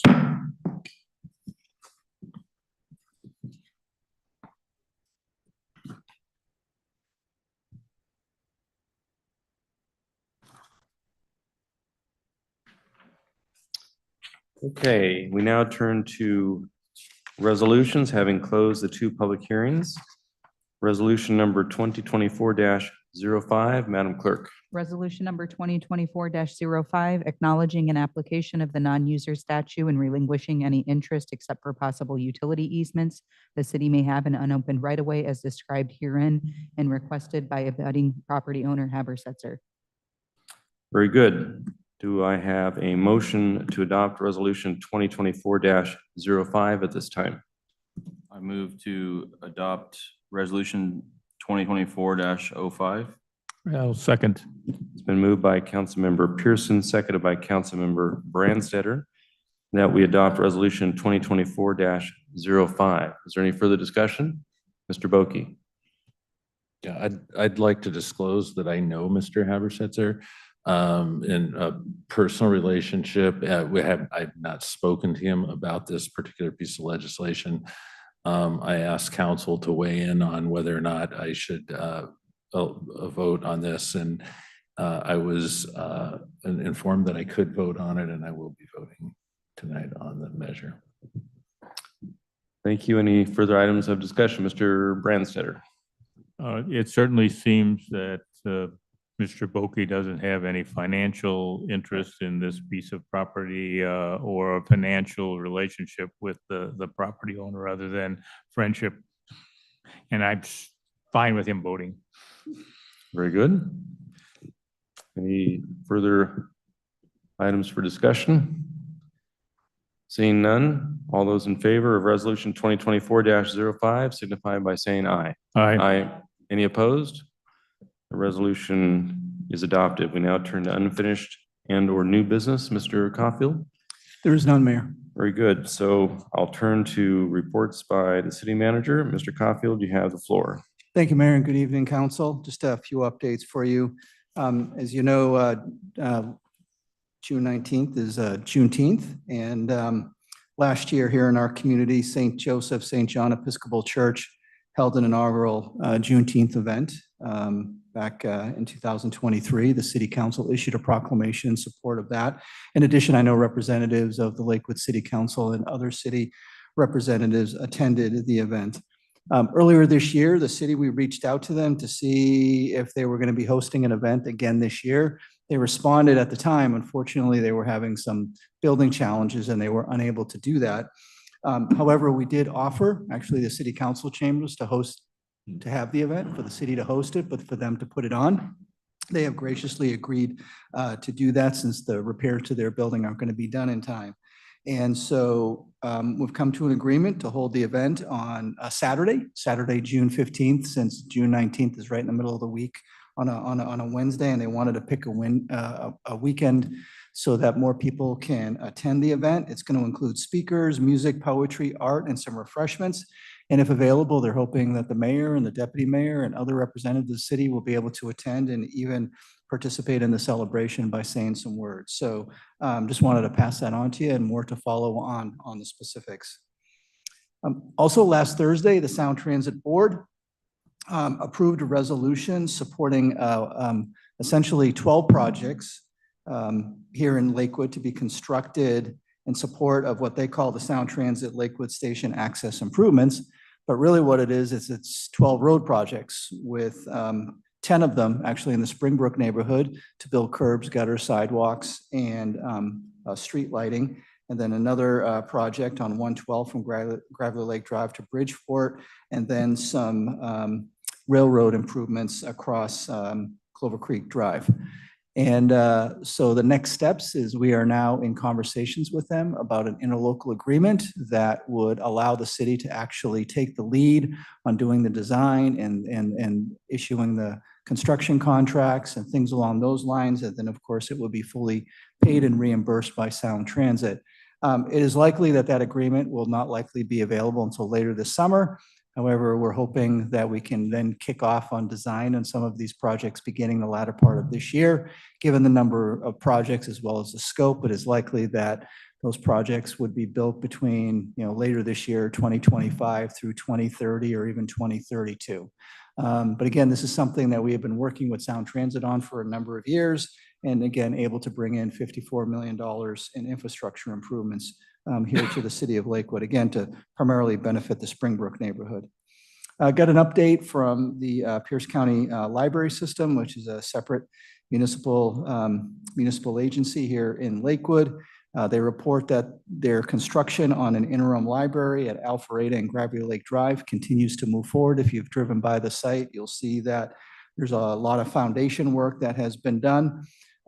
They also communicated that the actual building, which is modular in nature, has been completed, and they're waiting for it to be delivered up here from Oregon. They're expecting it to be delivered sometime later this month or even this week.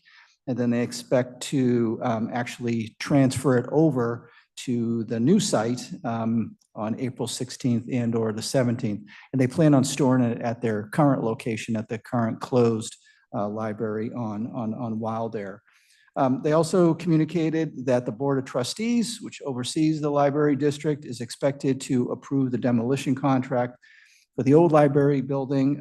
Could happen as soon as this month, in the month of April. In addition, the Board of Trustees is scheduled for some study sessions in both April and May to begin long-term planning for new permanent libraries, not just within Lakewood proper, but also in the Tillicum neighborhood as well. An initiative that the city has been in conversation with has to do with Camp Murray and improvements down at their boat launch. As I know I've communicated to this body before, we had come to an agreement to draft a memorandum of understanding outlining how a master plan could come together that would be funded with ARPA funds that the city council has previously allocated. They got a little busy during the state legislative session. However, they have been pushing the draft MOU through their channels. They also want to have the Department of Fish and Wildlife take a look at it, since they are part of the management of that site as well. At this time, no major issues have been identified with the draft MOU that we have sent over. We're going to follow up again with them in May, since a lot of their uniform personnel are in the process of deploying, and so won't be around in the near future. So again, we'll report back to you what we learn in the May or June timeframe. As it relates to your calendar, April is a very, very busy month, and kind of kicks off this Saturday.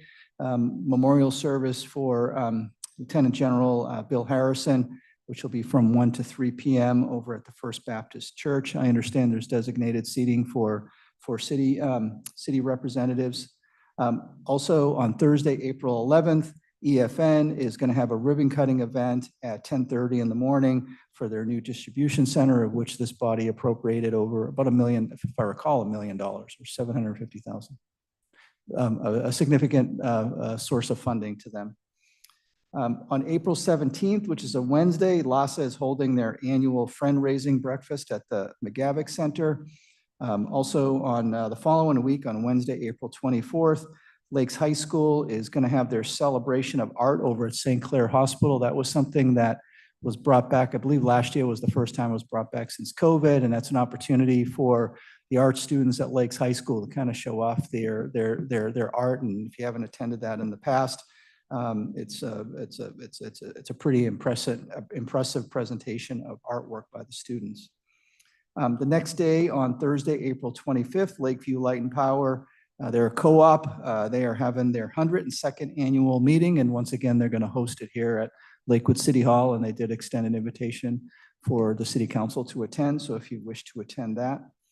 And we do get one vote, so I know the city council is somewhere along there. We're going to have to identify one of you to vote, since we are also a customer and part of the co-op. On Friday, April 26th, is the 15th annual Cops versus Teachers charity basketball game and silent auction over at Lakes High School. Tip off at 6:30.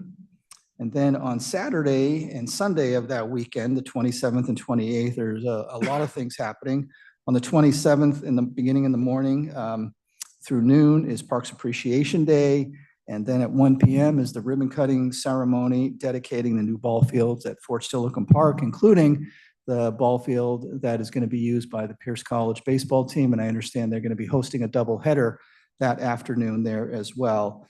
And then also on Saturday and Sunday is where we have our spring community cleanup, which is a great partnership with Waste Connections, and that's over at the Lakewood transfer station. So that kind of takes us through the end of April. So with that, that's my report, Mayor. Thank you, Mr. Caulfield. Just one comment, question of council for the memorial for Mayor Emeritus Harrison. There is going to be a certain number of seats set aside. Mr. Caulfield and I kind of chatted about how many council members and or spouses and or former council members might be interested in attending. If you could RSVP or send an email back to Mr. Caulfield so I can give the funeral director an approximate number of seats So we can just email him or let him know tonight. And that way we can, yeah, if you want to just go around the room and say who's going to be there, that'll be easy. Because then I can get back to Hank Kearns over at the funeral home and give him a more accurate update. They were going to set aside 12 seats for the council and spouses, but it may be larger than that, and he just needs to know. So just go around the room. Okay. Okay. Okay. One. Okay. Okay. 2. And Mr. Caulfield and Laura probably 2. 2, 4, 6, 8, 10 there. And I think Richardson and his wife, that would be 2, so that's 12. So we may be okay. I don't know if you've heard from other former council members yet. I have not, Mayor, and quite frankly, we haven't reached out to any of the Okay. former council members Okay. on this particular item. Right. Okay, very good. Well, I appreciate that, everyone. So that'll give me feedback to send back to the family. Very good. Any other questions from Mr. Caulfield on his report? Well, very good. Lots of other things going on. Yes, sir. Yep, Mr. Branstetter. I just wanted to clarify what I heard, that our spring cleanup for folks to be able to drop things off is at the end of April. That is correct, Councilmember Branstetter. So it's on the same time as Parks Appreciation Day is going on, and is that right? It's the same Saturday? Yeah, that's correct, Councilmember Branstetter. It's usually that weekend, and then sometimes in the past, it's also been on the first weekend in May. However, this year, the last weekend in April is what works best for Waste Connections. And that was actually set quite a while ago. Okay. Saturday and It makes for a Sunday. complicated weekend schedule, but, and you're still looking for some volunteers to help with the cleanup?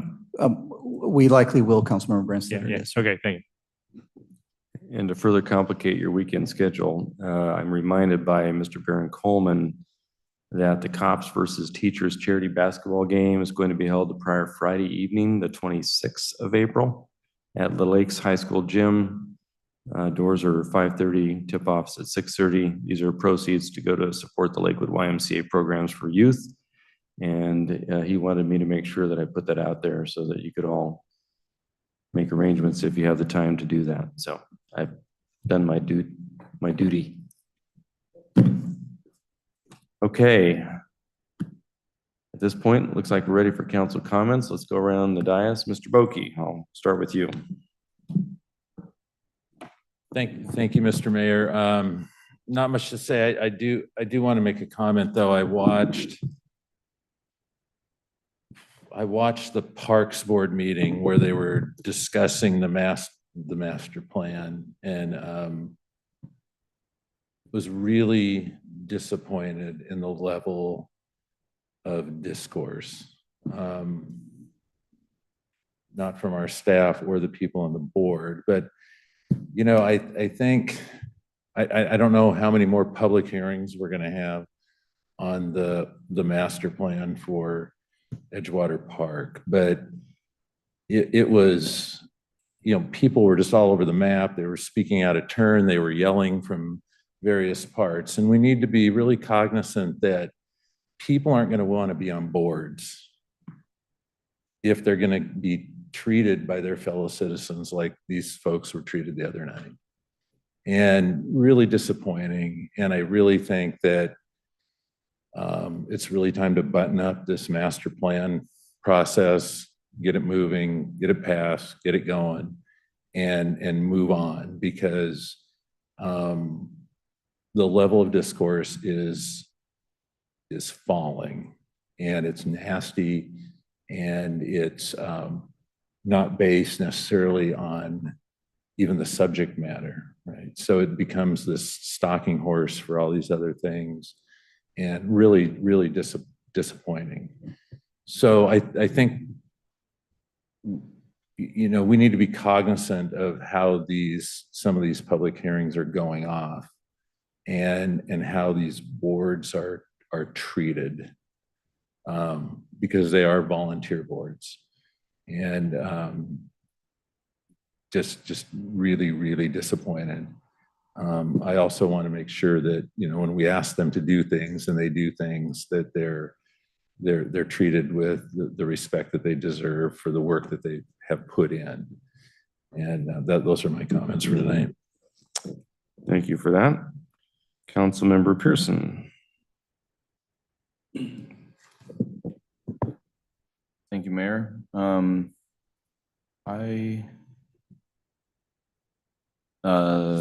The retreat was my first retreat, and I thought that was well done. I appreciated the having the outside person kind of run the meeting. I felt like we stayed on topic, on point, and got through all of our material in a fairly timely manner.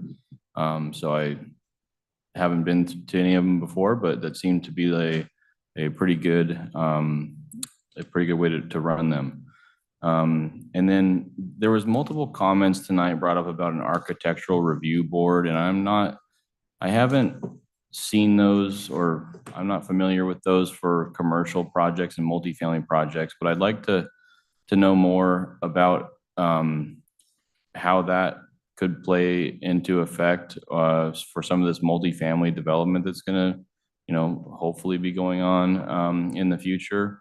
I've seen architectural review boards for like HOAs and for, single family folks like that, but I haven't seen them for multifamily. I was wondering if that is a standard thing that other jurisdictions use, or is that a unique thing that is or isn't used? So I would just like some more information on architectural review boards as it relates to multifamily development. Very good. Thank you. Councilmember Bell. Thank you, Mayor. I too attended the retreat, obviously, this last weekend, and I thought it was a very good experience. I hope that we came away with some really insightful goals that we will be moving forward on and that will guide the city manager and staff. So I thought that was a very good retreat with hopefully a lot of fruit. And then I wanted to thank the residents who came tonight and who spoke not only in person, but online. And I did feel, thankfully, it was very respectful. I thought it was a very good listening session. So I really appreciate that. And I like that people are taking advantage of that and coming to City Hall and doing public comment, because that is what we need. One other thing that I wanted to make in reference to one of the public comments, I'm not 100% sure on this, but as far as agendas and the comments that are put in there by the city clerk. You mean minutes? The minutes. I believe that there's a program that could tie the agenda to the video, so you can click on something on the video and it would take, or on the agenda, and it would take you right to the video. So I could be off base, but I believe that is utilized in other municipalities, and maybe that's something that we could take a look at, which would alleviate the concerns and questions that we got tonight. Thank you. Thank you very much. Councilmember Lauricella. Thank you, Mr. Mayor. I will quickly echo what Councilmember Bell said. I believe there's ways to bookmark and timestamp on the YouTube video so people can jump to the public comments portion if we choose to do that. I want to thank staff and my fellow council members for a successful marathon of a retreat on Saturday. It was refreshing that everyone was so engaged and excited about our plans going forward and setting our goals. And I think if anyone's interested in watching 8 hours of work on YouTube, feel free to tune in. It was riveting, but I really enjoyed the time we spent. So thank you. Echoing what Councilmember Boki said, I want to thank our city parks and our communications staff for working with our residents in regard to Edgewater Park and getting the facts and data out to the public to improve understanding. It was good to see the content that was facts and data driven so that folks can have an understanding of what's really going on. I'm also grateful that the Clover Park neighborhood came out, and we do hear your concerns. I personally think we can consider how to improve density in our current eligible areas before potentially adding more. So it's something to think about as we reflect upon the comments that were presented tonight. And finally, we have the opportunity to improve communication. We talked about postcards and how maybe this activity didn't trigger notifying folks that way, but maybe it should have. So maybe we can revisit how to over communicate, because some people may not necessarily be getting the message. And with that, thank you. Thank you, Councilmember Branstetter.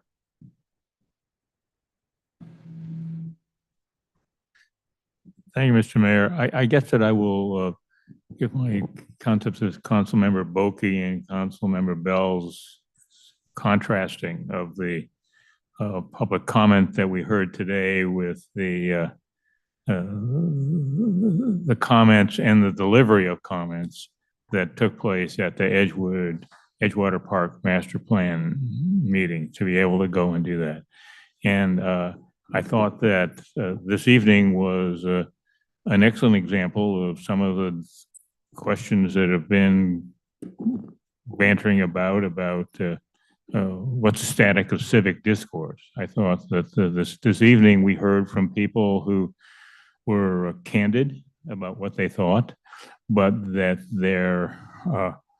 they articulated real concerns, as many of which we had already were aware of, but they interspaced some of them with some suggestions about things that we might do that I think are things that we should do, and could take a look at. I think the Planning Commission might well have benefited from the audience tonight, speaking to them at their public hearing, and that brings forth the idea that, first of all, public hearings are not the ideal way to communicate with public meetings, and other things are to be able to go and do that. But they're what are mandated to be able to go and look to do that. But the other thing that I would tell Councilmember Boki is I went to all three Edgewater master planning meetings over the past 8 or 9 months. And this last one was actually fairly tame to the first ones. We did not.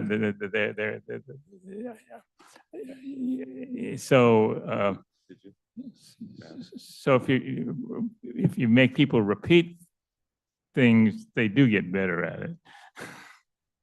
I really did appreciate the fact that the leaderships and colleagues from South Sound 911 took the time to come out and thank me for the decade that I spent on that board.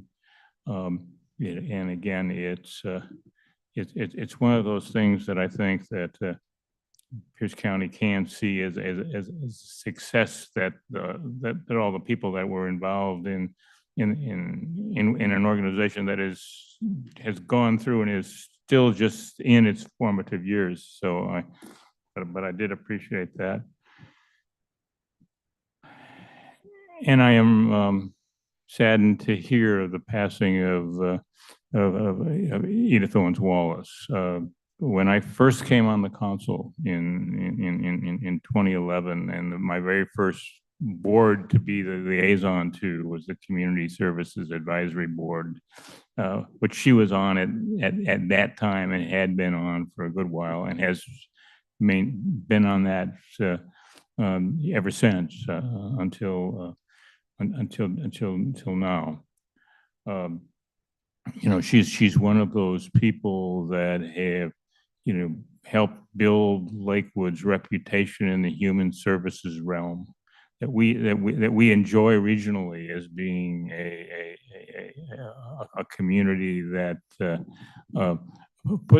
put some money where our mouth is as regards to human services. We certainly can't fix everything, but we make an effort at a lot of things, and she was a big part of that, of holding us to that, being able to go through and do that.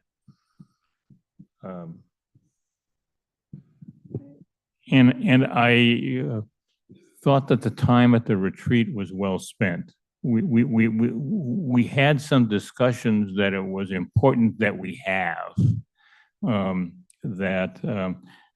think the discussion about the H-barn was important because I think it sort of got to where we were all maybe individually having thoughts and views about that. And that having that discussion, we at least saw the extent that we view the H-bond and where that project fits in the realm of other things more similarly than differently about how we're going to go and do that. So I thought that was a and while it didn't necessarily definitively coalesce into a goal or a non-goal, that it was a conversation that was well worth having and will benefit for us as we seek to move forward with the overall parks program in the city, to be able to go and do that. I also though took a look in saying that the direction that we were moving towards in terms of stated goals is different than how we've stated goals in the past. Where we've had goals around transparency and good infrastructure and public safety and doing all that, but without maybe not as measurable type and tight timelines as we discussed with some of the things this time. And I think that those goals that exist now, that as we move towards a different type of set of goals, that we don't want to lose the themes and the strands of importance of those other things, such as transparency and fiscal accountability and other things that we've documented as goals in the past, but we may want to not divert the city manager's attention from them, but point him at them in a way other than calling it a goal, but it's certainly an expectation that those things are there to be able to go and do that. And when we, Saturday wasn't an end all. Saturday was a beginning in the process for us to do that, and I think we've got to pay some attention to those things. And the last thing I guess that I'll say is that I do think that adding an additional 3 words to the minutes, okay, to say someone spoke on tree conservation or someone spoke on what the topic was, without going into listing verbatim what they were, to be able to go and do that, I think is a good way. I think we may have overcorrected from those couple of meetings of where we had people that came to us of where it was actually even uncomfortable to listen to the topic. But I think it's important to acknowledge topics, and I think that was a short iteration time frame that goes on, and as the one commenter read, and then someone who's really interested in the actual conversation, they are there on the YouTube channel. But anyway, that's all I have, and thank you, Mr. Mayor. Thank you, Deputy Mayor.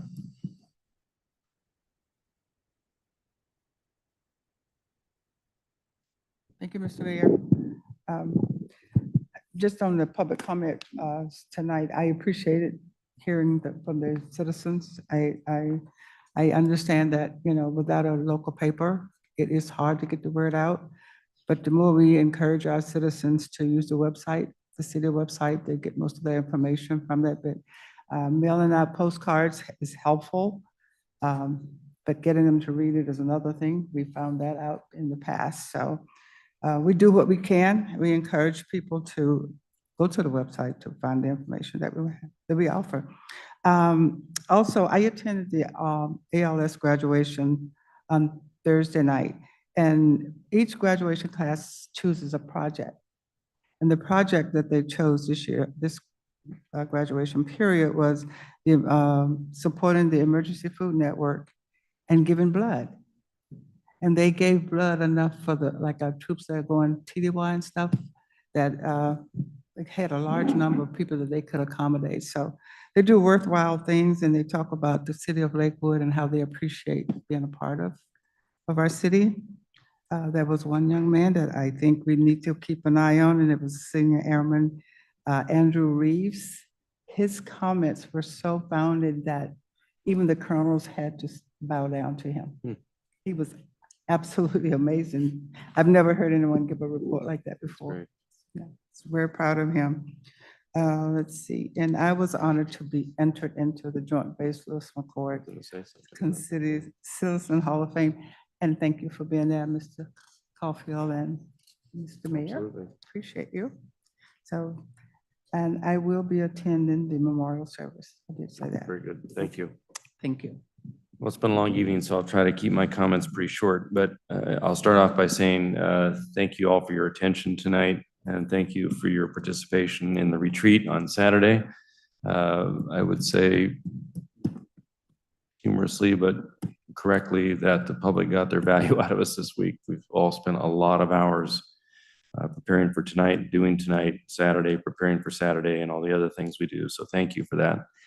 I did attend the Civilian Hall of Fame at JBLM on Wednesday morning, and had the pleasure of observing our Deputy Mayor Moss, former council member John Simpson, and our SSMCP Executive Director Bill Adamson get honored as inductees to the Hall of Fame. So congratulations on that. It was a wonderful honor, well deserved. Later that evening, we had the Mayor's Coffee House at Fort Silicon Park. The topic was events, parks events, and it was a good, robust audience. I think it was well attended, and I think the message and the conversation back and forth was a good one to be had. And I hope to have more of those on topics of interest to the public. So I threw it out there. Let us know what topics you want to engage in, and we'll have more of these every other month. So I think it's a good location, a good format. Again, we talked about the council retreat. Well done. I think that will produce some good work with the focused goals that we all articulated and agreed upon. Today, I spent the day with a day in the life of the mayor, to the extent there's any life left in me, with our youth council chair, Angel Calderon. Nice young man. He really wanted to spend the day tooling around and seeing kind of what I did as an adult. And so I took him to Crunch Fitness in the morning at 6:30. I made him get there at 6:30. We had a little workout session. Then we took him to coffee and took him downtown to my place of work at the county. And then we rolled out to Gig Harbor for a ribbon cutting for the new runner service that Pierce Transit is offering to that community. It was a really good event. The neat thing about it is I introduced him, and immediately the mayor of Gig Harbor and other council members from Gig Harbor came up to him and said, "Oh my gosh, we want to do a youth council too. Can you help us get information about what you folks do?" And they were very excited to talk to him, and he was just blooming. So it was very fun. And then I brought him back. He had a chance to have a session with the city manager to talk a little bit about, possibly municipal life as a city person, as a career. It was a great opportunity for him to read that feedback as well. So good day, but a long day. Notice issues, we heard a little bit about that. Something we can probably chew on down the road, and perhaps how we can better make sure, even though it may not be statutorily required by our own code, we can always amend that or make rules in play to provide better and more robust notice to folks on topics of interest. We need to talk about how we can do that. And on the meeting minutes, I agree with Mr. Brandstetter. I'm not completely comfortable with topics off or on the agenda. I think there needs to be at least a minor descriptor, spoke in favor of X. And then we can have the the link potentially to the video within the written minutes so someone can go hyperlink right to it. Because why not? You know, I just don't understand why something simple couldn't be better. That's all I have. And we got a lot going on this week. So without any further alibis for the good of the order, we're adjourned.